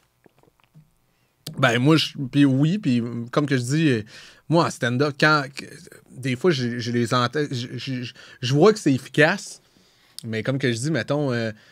Après ça, une comparaison, j'ai entendu ça 1000 fois, cette mécanique-là, ça m'allume zéro. Moi, tu as un impact sur comment je suis sur scène. Une fois, les deux, on faisait la première partie de Mike Ward. Ouais. Et j'étais très nerveux et j'étais très statique. J'étais très, là, je parle. Et là, c'est le temps de la punchline. Et tu l'as souligné, tu as fait, ah ouais, il est auteur, ça paraît pas. Puis j'ai fait, ah, c'est vrai. J'ai une manière très, très saccadée de parler, puis j'ai essayé de défaire ça depuis. J'ai réalisé ça. Ah, ouais? C'est vrai. Ah, mais je faisais juste une joke. Puis j'ai trouvé très, très, très drôle. Puis la raison, je crois, pourquoi que je faisais ça, c'est de l'anxiété. C'est pour m'assurer qu'ils rient, je vais leur dire, c'est le moment de rire, gang. C'est le moment de rire, gang. Mais c'est pas ça le but. Ah, c'est drôle. Le but, c'est pas de vous dire, c'est le moment de rire, c'est de les faire rire. Ça m'a tout débousselé. C'est une bonne chose. Mais moi, je fais le contraire, par exemple. J'aime ça que dire mes affaires, puis ça va rire. Moi aussi, même dans mon show, c'est tout le temps les mêmes blocs, ça va finir par rire, mais jamais exactement aux mêmes endroits. Parce que moi, ce que j'aime partager, c'est mes idées, pas mes jokes. Fait que j'aime ça partir sur exemple, j'ai un angle. Je sais pas si tu connais l'écrivain Kurt Vonnegut ou Kurt. C'est un grand écrivain, puis il disait moi, l'intrigue, je m'en fous. Okay. J'en choisis une au hasard. Ce qui m'intéresse, c'est mes idées. Okay. Je choisis une intrigue qui plaît, puis là, ensuite, je mets mes idées dedans. L'intrigue, c'est rendre le véhicule. OK. T'adorais cet homme-là, puis il est très, très, très imagé. Il est très... OK, mais ouais, je regarde. T'adorais cet homme-là, je suis sûr. Convaincu. Cool, ça ressemble, ouais. Il a déjà écrit un roman où il est amené lui-même apparaît, puis il dit ce roman-là marche pas, puis il s'en va. OK, c'est drôle. Il est vraiment, vraiment cool. Ah, nice. Mais ouais, c'est ça, j'ai juste dit, mais J'aime ça, moi, au contraire, parler. Puis pas avoir l'air jamais de dire une joke. Comme ça, tu sais, je veux dire mes affaires comme si ça m'habite. Puis j'aime ça aussi, pas que ce soit comme, hey, je viens de faire une joke, puis là, ça rit pas. Tu sais, je suis pas un Looney Tunes, là. J'ai pas envie de, comme, hey, tu sais, je fais juste. Moi, j'ai juste envie de parler, puis à un moment donné, comme les gens qui appognent, puis parfait, puis moi, je continue, puis... Moi, j'ai longtemps eu un tic, puis je l'ai encore, surtout quand je casse. Quand il y a une joke, je fais ça. Ah ouais? Pour montrer aux gens que c'est le moment. OK. Moi, je suis très cabaret des années... moi, dans les années 30, en Allemagne, j'ai été extraordinaire. Ouais. Quand j'ai vu le film Cabaret, j'ai fait « Ah ouais, c'est moi, ça, avec un petit chapeau. » Puis... Ouais. Moi, j'ai besoin d'approbation, puis je vais la chercher. C'est le temps qu'on rit. Ouais. J'ai beaucoup ça. OK, super. Et t'aimes beaucoup la lecture. Ça commence c'est quand, ça? Quand même, Parce que pour écrire aussi bien, à mon avis, il faut que soit t'es beaucoup écrit ou t'as beaucoup lu. Là. Ben, merci, c'est gentil. J'ai consommé quand même beaucoup de... Autant, beaucoup de cinéma, beaucoup de... je pense que j'ai commencé à lire pas mal à 19 ans. Okay. Avant ça, il y avait beaucoup de tentatives, mais j'abandonnais, je trouvais ça difficile, de la misère à me concentrer. Mais c'est né beaucoup de... en fait, justement, d'être loin de mon pattern familial, là. Loin de ma mère et tout. Ça a été un peu ça, ma rébellion. Là, l'impro, aller loin, faire quelque chose de ma vie, faire des activités. Ça a été, ma mère, c'est ça, elle était à la maison, elle fait pas grand-chose et tout. Fait que moi, ça a été ça, ma rébellion. T'as pas une enfance stimulante. Non, pas vraiment. Puis aussi, je voyais pas beaucoup d'ambition autour de moi. Je voulais avoir de la culture, connaître... Puis aussi, il y avait un coach d'impro qui m'avait dit, tu sais, ta boîte à outils, c'est des choses que tu connais, tu sais, en création. Puis j'ai fait comme, OK, c'est vrai. Puis à 19 ans, je me souviens, le premier livre que j'ai lu, c'est Tristan et Isolde. Ah, chouette. Ouais. Puis je sais pas, c'était juste par hasard. C'était vraiment juste le défi de, OK, moi, lire un livre au complet. Go. Ouais. Puis j'avais lu en quelques jours. Puis là, j'avais aimé ça. J'avais pas... le fantastique me parle pas tant que ça. On est deux. Ouais, OK. J'embarque pas. Mais, Game of Thrones, j'ai essayé ça, pour faire comme tout le monde. Non, j'ai pas été capable. Ce que j'aime de Game of Thrones, c'est rire de ma blonde qui aime ça. C'est ça le bout préféré de Game of Thrones. C'est quand c'est donc bien bon, puis trouver quelque chose qui marche pas pour gâcher l'épisode. C'est tout ce que j'aime de Game of Thrones. Ça, puis il faut se dire qu'il y a des très jolies femmes, là, mais à part ça... J'ai jamais écouté, mais ouais. Mais ouais, c'est ça. Fait que, Tristan Isa à la base, mais je me souviens quand j'ai fini, j'ai fait crème, j'ai apprécié, puis je suis fier de moi. Puis j'ai vraiment aimé ça, tu sais, lire des mots. Puis là, j'étais en fait, tu sais, m'imaginer les choses en juste lisant des mots. Puis là, il y avait plein de trucs, je me disais comment que ça a été écrit. Je me souviens que j'avais vu, non, ça c'est vraiment plus tard, mais je me souviens plus c'était quoi le. Ah, c'était, l'Orange Mécanique. Ah oui! J'avais vu le film, puis là, je me disais, hey, comment ça a été écrit? Puis là, j'étais obsédé par les films que j'avais vus qui avaient aussi, qu'à la base, en fait, c'était des romans. Oui. Fait que là, je lisais tout que j'avais déjà vu en film, de comment ça a été écrit, comment ça a été pensé, est-ce que ça a été bien réalisé ensuite, est-ce que c'est les mêmes images, tu sais, j'étais vraiment curieux. Donc, j'avais lu... Ce qui est le fun de lire un livre, quand tu commences à lire des romans de films, il y a plein de séquences qu'ils n'ont pas mis dans le film, des personnages qui sont pas là, qui sont dans le roman. Puis des fois, même aussi, parce que comme l'Orange Mécanique, là, Burgess, il était pas d'accord là, avec le Il a détesté film. le film. C'est ça, il a écrit après ça Le Testament de l'Orange, qui était une fiction aussi. Ah ouais? T'as pas vu ça? J'ai pas Dans vu le fond, ça, l'histoire, c'est un prof de... Il me semble que c'est ça, c'est un professeur de cégep qui a écrit un livre qui s'appelle Le Testament de l'Orange. Il y a un réalisateur qui fait un film et le professeur, il déteste le film. Fait que tu sais... Puis il appelait ça Le Testament de l'Orange. Ah, super! Fait que tout le long, il en a jamais parlé directement, mais c'est ça, il a fait une histoire avec ça. Une amie m'a dit ça, je sais pas si c'est vrai. Il semblerait que ce qui s'est produit, c'est qu'un militaire aurait violé son épouse devant lui, comme dans le film, comme dans le livre. Il aurait écrit le roman d'un trait. Il y aurait eu d'un trait, il aurait jamais. Il n'y avait pas vraiment écrit de sa vie, puis un trait, quelque chose comme de 2 à 4 jours pour écrire tout le roman. Ah, ouais, okay. C'était vraiment un jet. Okay, ça, je savais pas. Je sais que tout ce qu'il a écrit est basé sur sa vraie vie. Le docteur est malade, c'était sur sa vie aussi. Je connais rien d'autre de cet écrivain-là. Okay. C'est quoi le docteur est malade?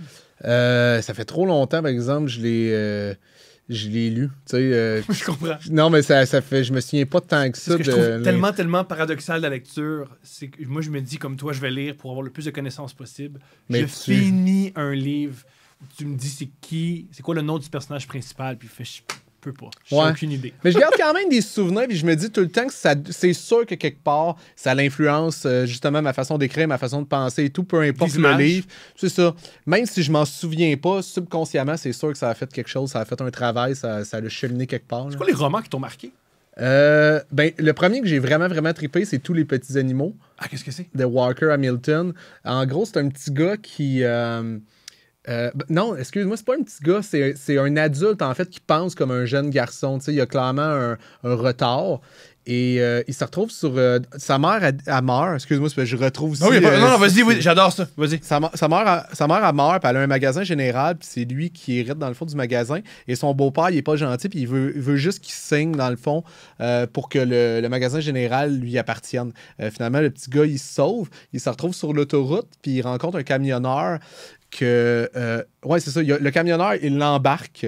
Dans le fond, il fait du pouce, il l'embarque, puis il pogne un accident parce qu'il frappe comme, je me souviens plus c'est quel animal, là, mais un chevreuil ou whatever.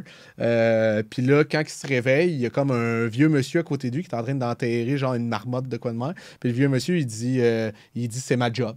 Puis il fait, de quoi c'est quoi ta job? Il fait, ben, c'est ma job, j'enterre les petits animaux. Puis là, il explique tout que pour lui, les petits animaux, c'est plus important que les humains, puis ils méritent une plus belle cérémonie que les humains. Fait que dans le fond, c'est comme un ermite. Il est il fait ses affaires, puis il trouve les animaux, puis il les enterre. Fait que ça devient comme leur job aux deux.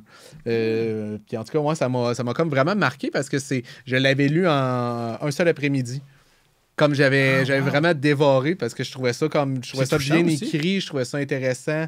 Je pense que c'était aussi de l'analyse de l'humain. De la mort? Ouais, de la mort aussi. Puis, ouais, c'est ça. C'est intéressant de voir quelque chose. Tu sais, dans le fond, de prendre un personnage qui est très, très, très naïf pour expliquer des choses que tu as réfléchi longtemps. C'est sûr que l'auteur a une analyse de l'humain vraiment à lui qui a réfléchi longtemps. Le meilleur exemple, c'est La vie devant soi. Là. La vie devant soi de Romain Gary, où c'est un jeune enfant très, très, très naïf, puis il parle de prostitution, il parle de mort, il parle de Palestine, il parle d'Israël. T'as raison. Quand tu prends un personnage naïf, tu peux montrer plein d'affaires. Ben mon personnage sur scène, c'est un peu ça aussi.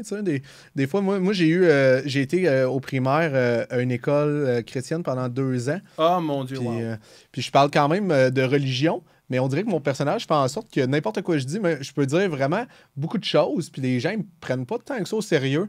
Puis ceux qui comprennent, dans le fond, le degré là-dedans, puis qu'il y a comme un fond de vérité, ben, ils comprennent, puis c'est chill.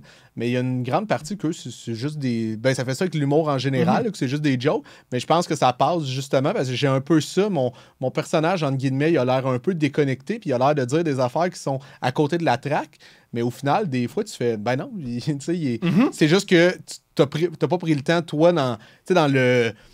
C'est fou comment la plupart du monde aimerait ça, prendre le temps de s'asseoir et réfléchir justement à la vie en général, puis faire comme, ben oui, ça c'est absurde, puis ça aussi c'est absurde, mais c'est toi qui as l'air fucké de t'asseoir et regarder un peu à côté.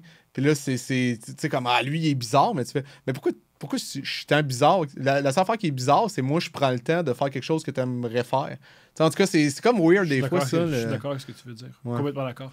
Le côté philosophe de l'humoriste, je suis d'accord avec ça. Ouais. Et aussi, moi, un de mes héros, c'est Jerry Seinfeld. Puis tu lui ressembles un peu. Les deux, vous remettez en question des trucs dans la société qu'on n'a jamais remis en question. C'est ce que j'adore, le Jerry Seinfeld. Il prend des activités qu'on fait tous ou des comportements qu'on a, puis il fait pas un peu de nono qu'on agisse comme ça, puis il ouvre ton cerveau, tu fais « Ah ouais, c'est vrai, j'ai jamais observé ça. » Moi, je trouve ça vraiment génial.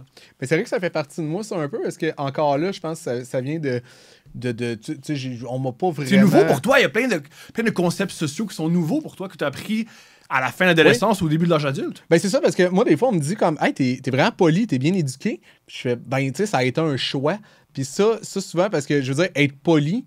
Il y en a qui le sont, mais que c'est des gens excessivement hypocrites. Je fais non, il connaît la bienséance, mais moi, je pense que je suis gentil. Tu sais, il y a des gens je comprends exactement la nuance. Ouais, parce qu'il y a des petites affaires, des fois, mettons, moi ça venait... Moi, je suis ce que tu viens de décrire. Ouais. Je suis poli, mais je vais te parler dans la première minute que je te rencontre. Fait que je t'ai dit bonjour, je t'ai vu voyer, mais tu rentres dans ma bulle.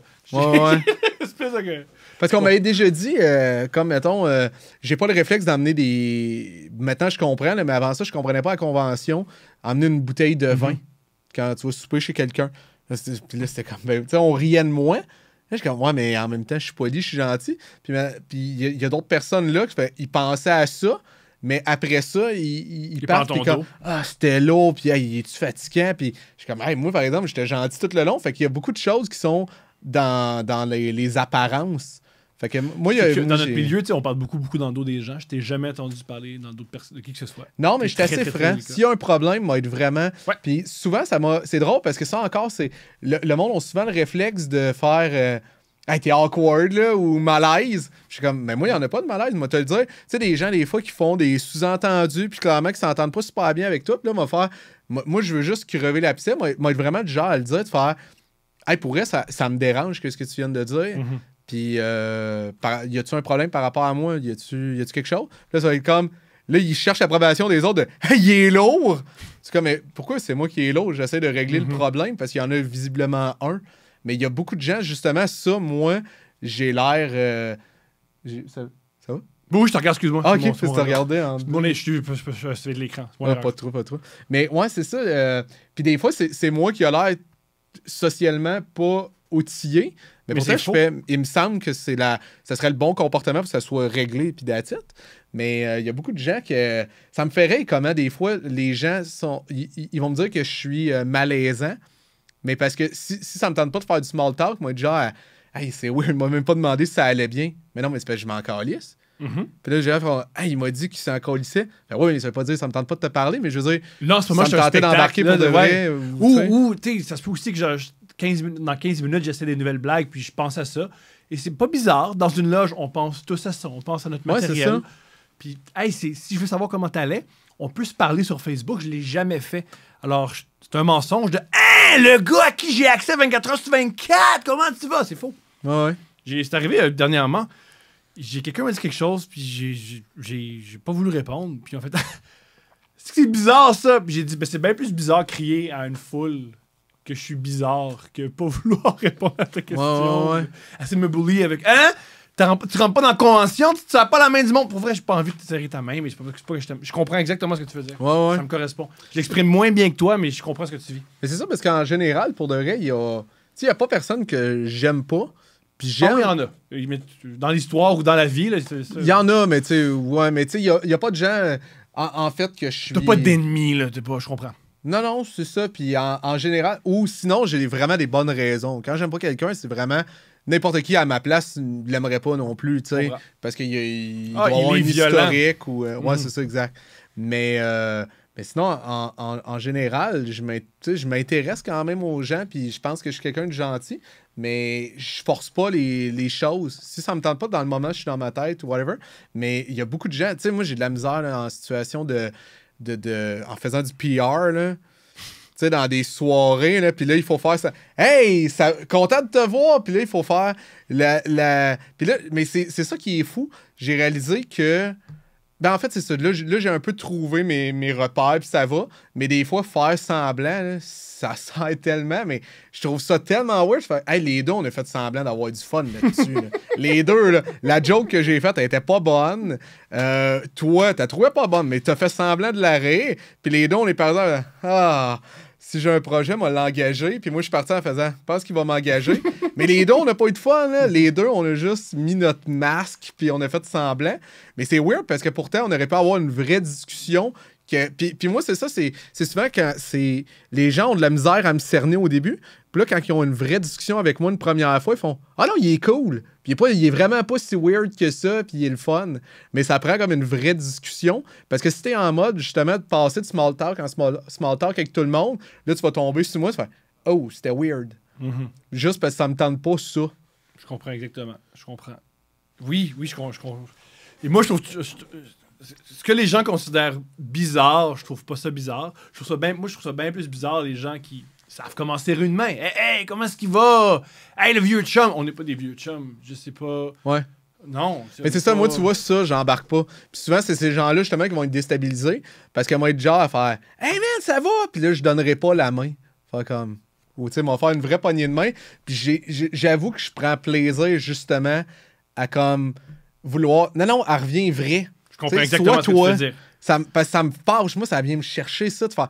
Non, c'est une mascotte, là. Soit toi, là, oui. tu sais. Ou sois pas de même avec moi. Moi, j'ai dit à quelqu'un, j'aime pas cette énergie-là, je veux pas que tu changes, mais arrive pas avec cette énergie-là. Au pire, tu peux. Parce que je suis d'accord que la majorité des gens, c'est ça qu'ils veulent. Moi, ça me fait rire, ça, le concept d'authenticité. Il y a beaucoup de gens qui disent, tu sais, mettons, ils regardent une vedette, là. Ah, elle aime lui. Ah, ou elle est authentique. Il dit, non, pas authentique, c'est tout ton concept d'authenticité. C'est cette personne-là dit les choses que tu penses qui sont. Qui résonne, c'est la bonne chose à faire, mais c'est calculé. Elle a une relationniste de presse qui a dit « Dis ça pour vendre ton show. » Puis c'est ça qui me fatigue de faire. Elle vient de dire comme « Ah ben moi, les valeurs, c'est sûr, moi, c'est ma famille. » Tu fais « Bullshit, esti, t'es en tournée pendant 3 ans. C'est pas vrai. C'est pas vrai. Tu serais pas en train là de vendre des billets pour une tournée de 3 ans si ta plus grande valeur, c'était la famille. » Complètement d'accord. Mais c'est parce que tu veux vendre des billets à tous ces gens-là qu'ils considèrent pour de vrai que c'est la famille. Ils font on va l'avoir. Parce que, mon Dieu, qu'elle est authentique. Puis, en tout cas, il y a beaucoup de mensonges, je trouve, dans tout ça, dans l'échange, dans les médias, comme j'ai bien de la difficulté. Parfois, moi, je suis pour les mensonges parce que c'est pas parce que t'as un talent en art que t'es obligé de montrer ta personnalité. Il y a quelque chose où tu peux garder ton intimité. Fait que je peux comprendre des gens qui sont, en guillemets, fake parce que ça, je comprends. J'ai pas envie de montrer qui je suis dans la vie. Ça, t'sais. total. Moi, s'il y a une question qui me rend mal à l'aise, j'ai vraiment, comme pour mentalité, par exemple, si tu me poses une question et j'ai pas envie d'y répondre, en place de dire créer un malaise en disant « Hey, j'ai pas envie d'y répondre, Thomas. » M'a menti, aussi. Tu sais, mettons, tu me parles de mon enfance, puis j'étais pas à l'aise de dire sur ma mère et tout. On va dire que, ouais, ma mère est peinte, puis elle est fun. Non, mais pour elle, tu sais, puis en plus, ça va développer ta créativité. Oui. Moi, j'ai toujours aimé les artistes qui mentaient tout le temps. J'ai quelque chose.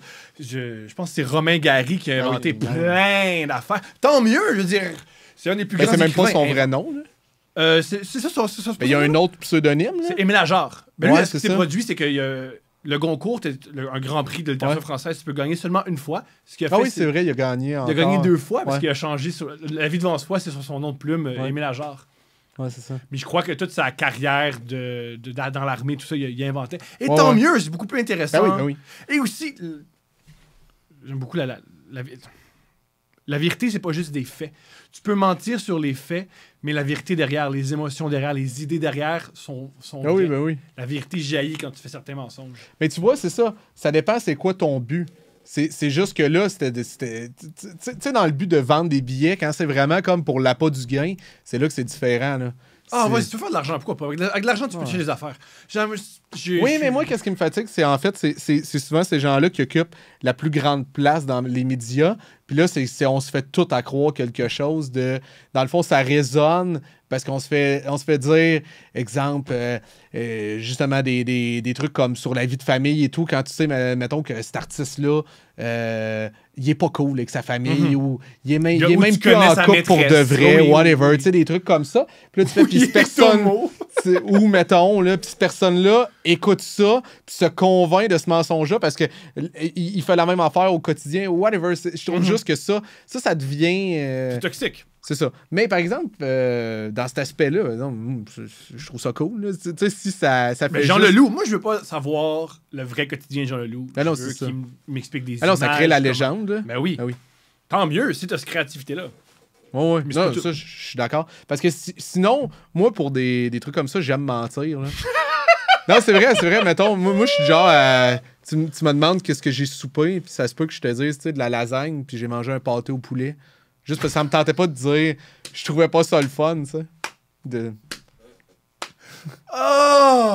trouve ça génial. Fait que c'est pour ça que, ouais, c'est ça. J'aime le mensonge, mais dépendamment à quel moment. Il y a un truc que tu m'as dit il y a environ 1 an à Sherbrooke, puis ça m'a... J'avais jamais... Après ça, je trouve très intelligent, puis souvent, ce que j'aime dans une loge, c'est quand ça paraît pas, là, mais souvent, c'est ce que je veux, mais je le fais pas. Souvent, que dans une loge, je me tais pour t'écouter parler, parce que je te trouve intéressant. Ah ouais, OK. Ouais, beaucoup. Il y a un truc que tu m'as déjà dit, et je trouve ça génial, je commençais en stand-up, puis tu m'as dit, je sais pas dans quel contexte, mais moi, quelqu'un qui est bon partout, je crée pas à ça. Il y a quelque chose qui marche pas. Oui, tu me dis, quelqu'un qui est bon partout, il va nulle part. Parce qu'il faut que ton humour, des fois, ne plaise pas à d'autres. Oui, ok, ouais. Qu'est-ce que tu faisais par là? Moi, j'avais trouvé ça vraiment génial, mais veux-tu continuer? Ben là, j'essaie de me remettre en contexte, mais que je pense que qu'est-ce que j'ai l'impression que je disais, c'est. Moi, j'aime ça, faire rire. Comment dire? Si je suis devant un public de gala, juste pour exemple, qui aime l'humour en général, j'ai pas l'impression que c'est tout du monde qui vont aimer ce que je fais moi, parce que justement, moi, j'aime ça, ne pas connaître les codes et ne pas les respecter. Et moi, qu'est-ce qui me fait plaisir, c'est des gens qui rient. Ils rient à 100%, mais vraiment, ça va les chercher. Puis, cet humour-là, il n'y a rien qui va les faire rire plus que ça, parce qu'ils font comme Colin. Puis, je pense, parce que qu'est-ce que je fais puis est assez organique, là. Donc, je prétends pas comme faire rire plus que d'autres, mais je pense juste que les gens que ça les touche, c'est des gens qui vraiment ils rient aux mêmes affaires que moi, parce que moi, ça me fait rire pour vrai. Ce que je suis en train de dire, ça me tente de le dire vraiment. Et je dis juste que t'as pas souvent, la phrase que bien les humoristes disent, là.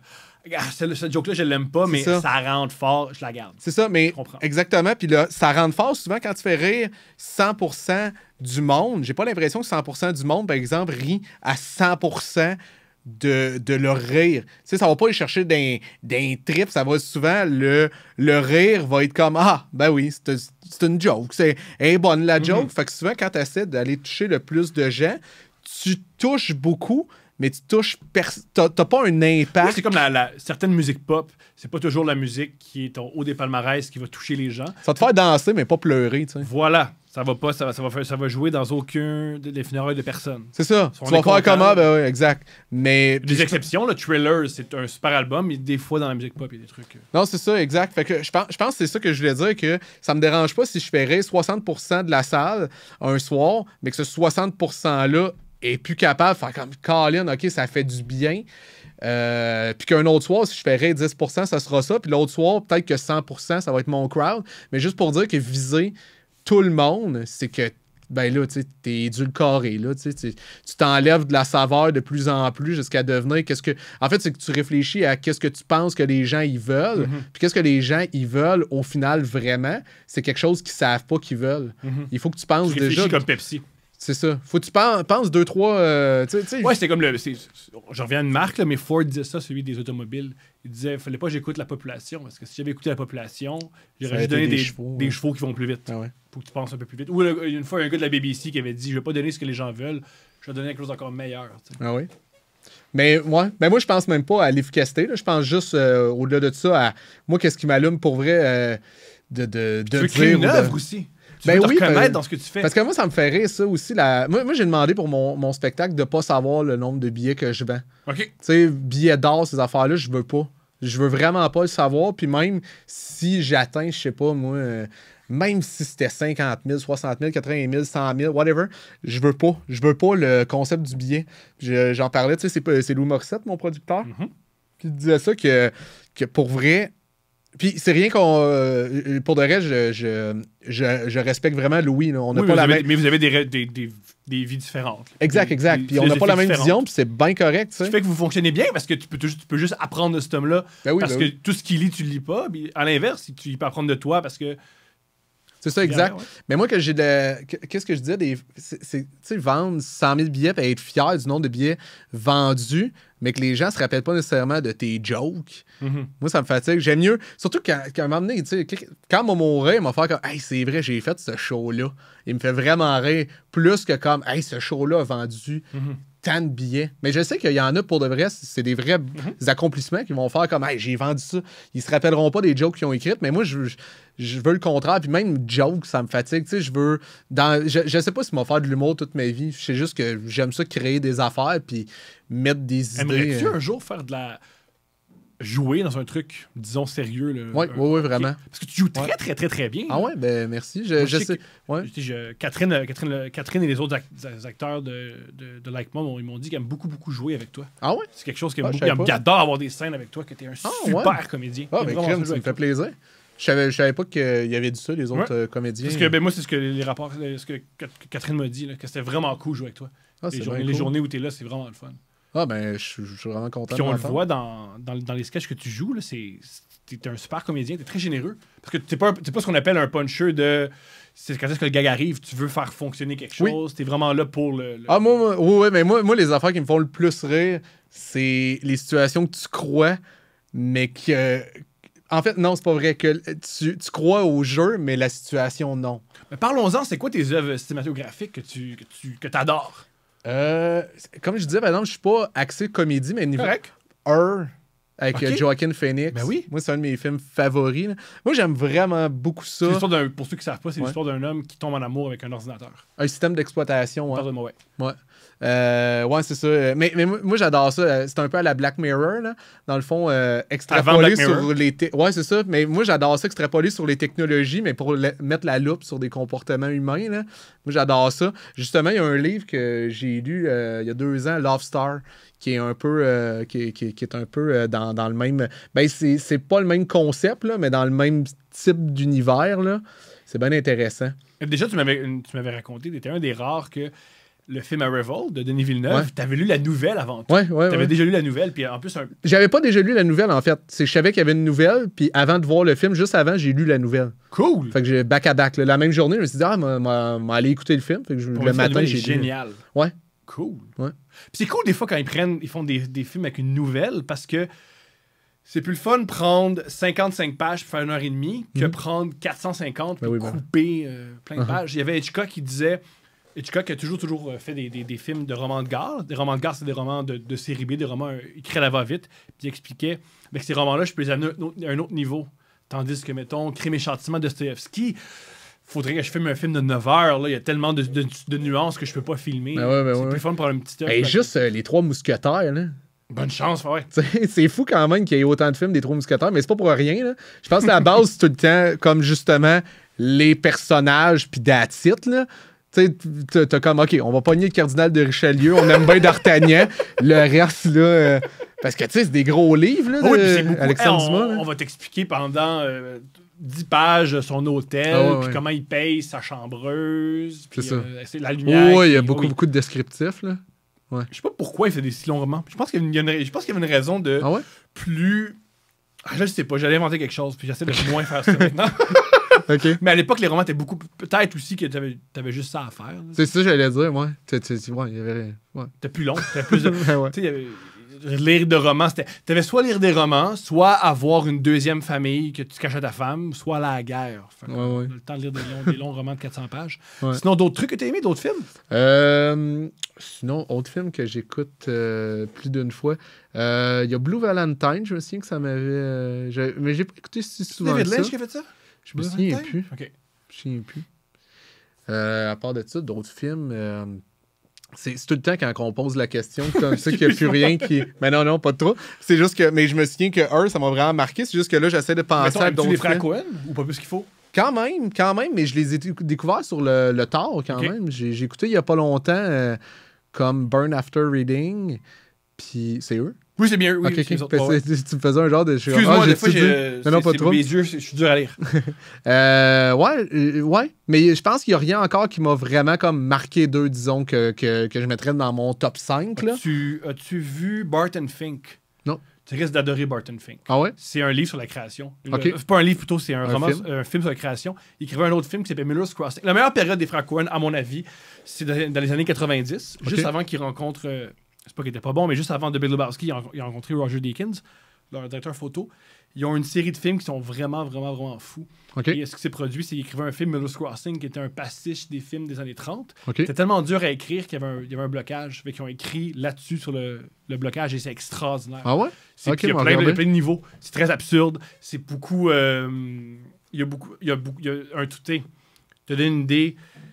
Il y a beaucoup de références au nazisme, il y a beaucoup de références à l'antisémitisme, il y a beaucoup de référenences à le Hollywood des années 30. Okay. Je sais pas si tu connais l'écrivain Scott Fitzgerald, qui écrit un des personnages est inspiré de lui. Le personnage alcoolique, il y a lui et son épouse Zelda qui sont là. Il y a plein de... À mon avis, tu vas adorer. OK. Ah, mais regardez. L'idée, cette année-là, à Cannes, ils ont gagné meilleur réalisateur, meilleur acteur, puis meilleur... c'était meilleur film, meilleur acteur, meilleur réalisateur. Ah ouais, c'est un triplé. Nice. Parce que Polanski trippait sur eux autres. OK. Mais les frères Coen des années 90, c'est quelque chose. Et à mon avis, si tu l'as pas déjà vu, The Big Lebowski, c'est la meilleure comédie. Ça, j'ai vu. C'est complètement... Ouais, je l'ai vu. Ouais. C'est magnifique, à mon avis. C'est la meilleure affaire. Là, je viens de me rappeler Eternal Sunshine of the Spotless Mind. Oui, c'est super, ça. Et Planète Terreur. Qu'est-ce que c'est ça? T'as jamais vu Planète Jamais Terreur? vu ça. C'est de Robert Rodriguez. Hein. Tu sais, c'était dans... comment ça s'appelle? Des... tu sais, les films, là... Il y a Death Proof de Tarantino. Puis que ça venait avec, tu sais, les programmes doubles. Là. Oui. C'est ça déjà le nom. Ça a un nom pour ça. C'est des Grindhouse. C'est ça, Grindhouse? Grindhouse. OK, bon, c'est ça. Les films vraiment les plus violents possibles, le plus sexuels possible. C'est ça, exact. Une des blagues qu'il fait, c'est quand il y a une scène de sexe, la pellicule brûle, comme à l'époque. Des fois, la pellicule brûlait. Oh oui. Je me souviens, c'est ça, une genre de parodie de film de série B de zombies. Là. Ça, j'avais vraiment aimé. Là. Ouais. Très cool. Veux-tu réaliser un jour?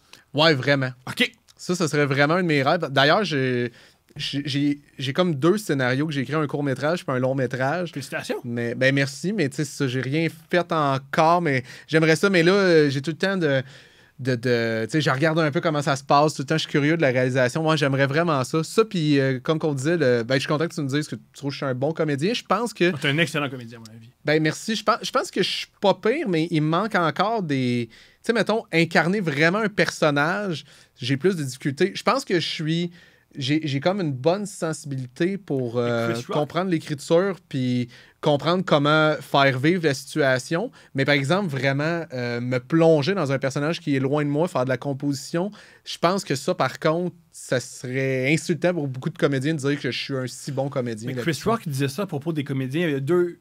C'est gros, là, mais il y a 2 types de comédiens. Il y a les comme Joaquin Phoenix qui change complètement. C'est un nouvel individu. Où là, son nom m'échappe, mais celui qui joue dans There Will Be Blood, celui qui a joué Lincoln, c'est l'anglais qui gagne tous les prix. Okay, Daniel Day-Lewis, lui, il incarne vraiment un nouveau personnage. Ou il y a ceux qui ont une personnalité forte et que c'est un peu leur couleur. Exemple, Robert De Niro. Robert De Niro, c'est toujours Robert De Niro, c'est toujours un homme qui joue, c'est un homme qui a du pouvoir. Ouais. Fait que je pense que t'es pas obligé de faire une composition à 100% pour avoir ta place dans un... Patrice Robitaille, je pense pas qu'il fait de la composition à 100%, mais ce qu'il propose, c'est génial. Pareil pour Antoine Bertrand. Il y a plein de comédiens qui... Juste avoir du charisme et une présence forte. Et comme tu dis, comprendre un scénario et l'amener à un autre niveau. Oui, non, t'as raison. Il faut que ça existe aussi, ce type de comédien-là. Mais ouais, effectivement. Moi, d'ailleurs, j'ai appris il n'y a pas longtemps que Michael Keaton, c'est un stand-up à la base. Hein? Au début. Je savais pas en tout. Ben, moi, j'ai entendu dire que quand tu veux devenir acteur, c'est la meilleure manière de te faire connaître. À LA, là? Ouais. Tu vas dans des clubs, il y a plein d'agents, puis tu fais j'ai un certain talent, puis c'est comme ça que tu commences. Ouais. Et moi, tant qu'à rentrer là-dedans, tant qu'à parler d'anecdotes des années 70 de comics, comment il s'appelle déjà? Tim Allen, c'était avant tout un vendeur de coke. Ah ouais? C'est un grand vendeur de cocaïne qui s'est fait arrêter. Il a parlé à la police, il a fait arrêter tout le monde, il est sorti, puis il a commencé à faire du stand-up. Alors, Tim Allen, monsieur conservateur, monsieur Home Improvement, monsieur La Famille, c'est un grand vendeur de cocaïne. Si vous le googlez, vous allez avoir son image. Mais c'est drôle parce que j'imagine que même là-dedans, tu peux avoir une certaine rigidité. C'est pas la rigueur pour être vendeur de coke. C'est ça.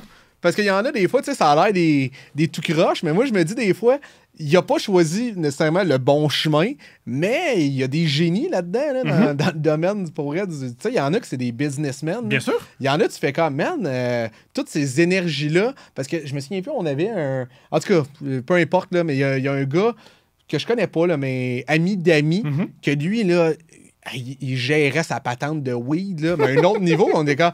Dude, man, il faut tailler au HEC. Tu sais, comme t'as tout ce qu'il faut pour... Je suis complètement d'accord. Puis là, lui, quand le pot est devenu légal, c'est comme, ben oui, tu sais, mais comme, mets toutes tes énergies dans de la vente légale, puis man, tu vas y arriver, tu sais. Ben même, c'est ce qu'ils font des fois. La plupart du crime, les Hells Angels, le crime organisé, ils deviennent légaux sur leur objectif. Ils disent ils ont un certain talent, puis tu veux te sortir de ça. Ben oui. Ou je sais pas si t'es familier avec la série The Wire. Non. Ben, je sais c'est quoi, mais j'ai jamais écouté. Un des personnages, c'est un vrai gars. Et lui, il étudiait vraiment au collège en économie pour aider sa business de coke. Ah ouais, OK. Eux, c'est de l'héroïne, mais c'est comme pour... ils voulaient savoir c'est quoi l'économie pour plus... Ouais. Mais c'est pas dans Breaking Bad et tout qu'il y a un bout de... Mais Breaking Bad, avant tout, c'est que c'est un génie de la... Ouais, de la chimie, là.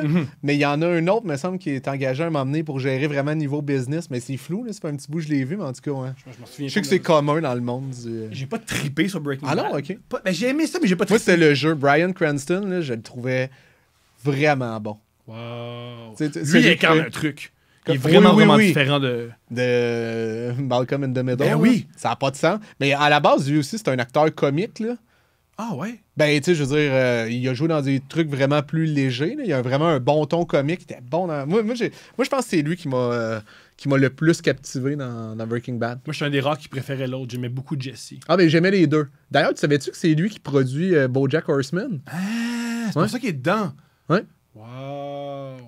Qui est une série que j'aime beaucoup. Je suis un amateur de cartoon. Moi. Ah ouais, je connais pas ça. C'est quoi tes cartoons favoris? Ben là, évidemment, Rick and Morty. Ok. Mais mettons, il est allé un petit peu plus niché. Là. Moi, il y a Clone High. Ah Qui oui! est comme... Quand j'étais enfant, j'écoutais ça. J'adorais ça. Mais réécoute-le maintenant, tu vas voir à quel point c'est du génie. OK. Parce que moi, j'avais comme le souvenir que je me disais, ah, c'était une bonne idée, ça, parce que, tu sais, dans le fond, il clonait des personnalités de l'histoire. Puis là, il les mettait dans une polyvalente. Fait que, tu sais, ça permettait plein de gars que Cléopâtre, c'est comme la chicks de l'école. Ouais. T'avais Lincoln, qui est comme... Puis ils sont conscients aussi, dans le fond, que c'est des clones. Fait qu'il y en a qui se mettent une certaine pression, qui font comme Colin, je réussirais pas à être ça, là, tu sais. Puis c'est vraiment comique. Je l'ai réécouté. Et c'est une seule saison, parce que c'était vraiment. C'est drôle parce que ça a été. La critique, là, ça l'a été démoli quand c'est sorti. Oh, ouais, j'aurais Et jamais pourtant, cru. aujourd'hui, je pense que ça fait comme 5 ans que là, c'est considéré comme une série culte. Je suis d'accord. C'était vraiment avant-gardiste, c'était une bonne idée. Et je te jure, tu sais, moi j'avais le souvenir de c'est une bonne idée qui a été mal exploitée. Mes amis mais et moi, non, on se non. regroupait chez moi pour le regarder. Ok. On était fanatiques de ça. C'est vraiment On avait bon. vu chaque épisode 4-5 fois. Mais c'est Ça vraiment. et la clique, c'était nos séries qu'on trippait. Ah ouais, hein? Mais je te jure, moi j'avais vraiment le souvenir que c'était une bonne idée mal exploitée, mais non. C'est vraiment bien écrit, c'est super drôle, c'est vraiment bon. Moi, Ouais. l'image que je me souviens le plus, c'est quand ils se frenchaient. Ouais. Leur visage s'approchait, tu Ouais, voyais les les langues langues. tourner, c'était extraordinaire. Moi, j'aime beaucoup les cartoons qui ont un dessin particulier. Des Oui. fois, je trouve ça ennuyant. Ah oui, que, oui, oui. Ben, ton dessin ressemble beaucoup aux Simpsons. C'est un peu. Moi, c'est une des raisons pourquoi j'ai toujours détesté Family Guy. Ouais. Ça ressemble pas mal aux Simpsons. Visuellement, il n'y a rien de nouveau. Moi, c'est que j'adore le South Park. On dit on va aller Ouais, anti-Simpson, on va coller les affaires, ça va être weird, ça va être super comique. South Park, c'est vraiment bon. Là. Le dernier, c'est vraiment de la culture pop, là, mais le dernier Spider-Man, là, était vraiment bon. Pas que c'est génial, ça. C'était vraiment, Les vraiment bon. Spider-Verse. Ouais. Ok. Ouais. John Mulaney, il joue un cochon. Ça, je me souviens plus des acteurs qui jouaient dedans. Ok. Là. Je l'ai vu en français avec mon fils. Là. John Mulaney ne ressemble pas. Oui. Ouais. Mais c'était vraiment, vraiment bon. Ouais. C'était justement, quand tu parles de dessin, là, ça m'avait marqué le niveau de la réalisation. J'avais vraiment trouvé ça bon. Ah, Puis chouette. les dessins, Il a c'était... gagné l'Oscar, c'est quand même cool. Là. Ouais. Contre Ouais. des films de Pixar. Si tu bats Pixar, Ouais. Ouais, bravo. Sinon, à part de ça, quel autre dessin animé que j'ai vraiment trippé? moi, enfant, j'adorais le dessin animé de Pink Floyd. Ah, j'ai jamais vu. Le Oui, film non, de j'ai Pink vu. Floyd, qui est un Oui, dessin oui, animé, j'avais oui. vraiment trippé. Faisait que quand tu fumes du weed puis tu constates que t'es communiste parce que tu vis sous le bras de ton père, ça me touchait vraiment. Là. Ah ouais, là, c'est le marteau, yeah. Ah ouais?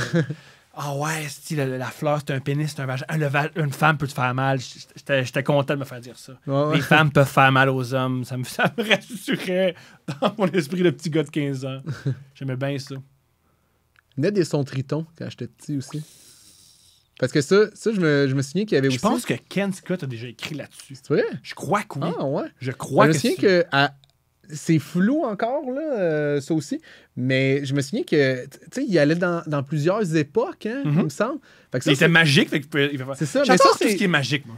Mais moi, c'est drôle, là, il y a une Rick demi-heure, and on Morty, parlait c'est qu'on n'aimait pas le fantastique, tu sais. J'adore la magie, j'aime pas le fantastique. Ouais, je comprends ce que J'aime tu pas veux dire. le Moyen-Âge. C'est ça. Et là, quand tu m'expliques longtemps que dans la comté lointaine, là-bas, Ouais. les pieds sentent pas bon. Ah, s'il vous plaît. Là. Ouais, je comprends. Mais ouais, c'est ça. J'aime ça quand tu sais qu'on peut rire de l'histoire et tout Ouais. dans un dessin animé. Fait, tu sais, les enfants, ils réalisent même pas qu'ils sont en train d'apprendre des trucs, là. Ça, c'est C'est vraiment magnifique. cool, là. Sinon, ben là, c'est ça, ça à toutes les fois, tu sais, c'est ça. Toutes les fois, tu veux parler de tout l'éventail de trucs. Là, j'ai... Mais ouais, en tout cas. Mais ouais, j'aime beaucoup les dessins animés en général. Je pense que ce sera un de mes rêves aussi, ça. C'est dommage qu'il n'y ait pas D'écrire un de dessin culture animé, de dessin animé au Québec. Je me dis qu'avec les ordinateurs, maintenant c'est moins compliqué. Tu n'as pas besoin d'envoyer tes dessins en Belgique ou en Taïwan pour que des enfants le fassent à de la place. Ouais. Avec un ordinateur, tu pourras avoir accès. Je sais que les Denis Drolet caressent un rêve de dessin animé depuis des années. Ouais, ils ont comme passé proche plein de fois. Moi, je voulais que ma captation de One Man Show, ce soit pas une captation, mais un dessin.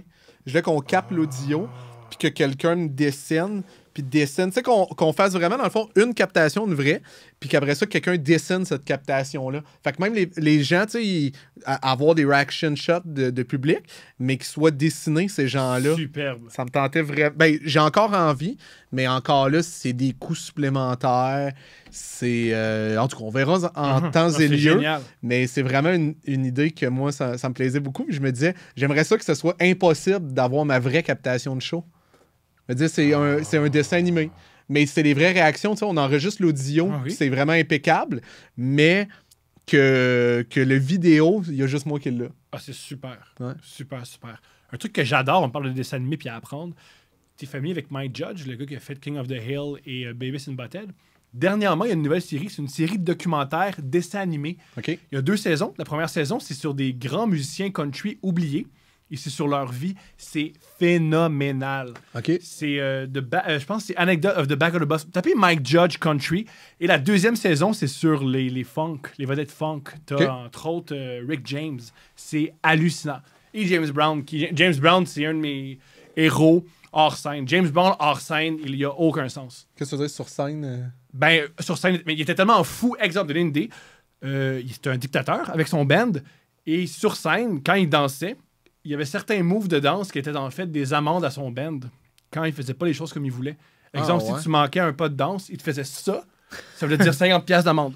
Fait que pendant qu'il dansait, dans sa chorégraphie qui était déjà extrêmement complexe, il intégrait des amendes à tout son ouais? band. Non, James Brown, il est complètement fou. C'est bien fou. Ben Il est malade. Lire sur James Brown ou apprendre des choses sur James Brown, vous allez jamais vous ennuyer. Ah, t'as dit James Bond? Excuse-moi, James Brown. Et ça. Juste, il y a une vidéo de lui. C'est une des premières vidéos de CNN. C'est lui complètement gelé, qui se fait poser des questions sur pourquoi il se fait arrêter. Puis tout ce qu'il fait, c'est chanter ses chansons. OK. Il est extraordinaire. Ah, c'est nice. James Brown, c'est. C'est nice du monde. Moi, j'aime ça du monde que j'ai envie d'écouter de loin, là. Tu comprends ce que je veux dire? J'ai pas envie qu'il fasse partie de mon comprends. quotidien zéro. Je sais qu'il serait toxique, mais c'est ça que j'aime. J'aime qu'il existe et qu'il soit toxique pour d'autres mondes. Je comprends. Puis là, je suis content qu'il fasse. Je suis triste pour ces gens-là, mais en même temps, je suis comme ah, mais tu sais, c'est cool qu'il fasse Puis je ça. me dis, tu sais, c'est quand même fou ce qu'il a fait. C'est une des premières vedettes noires, l'international. C'est un gars né dans une espèce de cabane dans le sud des États-Unis. Il a inventé un style de musique. Faut avoir un ego surdimensionné. Il n'y a aucun noir à la télé. Ben moi, je vais être le plus connu des... Maintenant, je pense que dans le documentaire, une fois, j'ai vu un documentaire sur lui, il expliquait... Maintenant, il y avait un show complètement fou. Il y avait les Stones, les Beatles, je sais plus quelle autre band, et il a incité pour closer. Ah ouais? Il a incité pour closer après les Rolling Stones. Et Mick Jagger, de son propre aveu, en fait, quand on a vu son set, on a fait, on peut pas passer après ça. Là. Ah ouais? On peut pas passer après James. Il paraît que James Brown, genre en 1963, 1967, c'était un des meilleurs showmen de l'histoire a jamais vu. Là. OK. Yeah! Mais je pense que ça va être ça. Ben ouais, OK. Cool. Merci beaucoup, tu as été super. Et avant de partir, je veux quand même souligner que je trouve que tu es un artiste vraiment, vraiment, vraiment super à suivre. Je suis heureux qu'on soit dans le même milieu. Je trouve que tu pousses le médium. Et grâce à toi, grâce à ton art, on peut essayer d'autres affaires. Je trouve ça vraiment, vraiment, vraiment génial. J'espère que tu as le plus de projets possible, que tu as le plus d'argent possible pour créer tes œuvres. Merci. Parce que, c'est le fun de les écouter. Puis c'est le fun de s'en inspirer de ta liberté. Je trouve que tu es un être extrêmement libre et j'admire ça. Je suis merci, très heureux d'être ton collègue. Ben merci Thomas, c'est Plaisir. un plaisir à entendre. Yeah!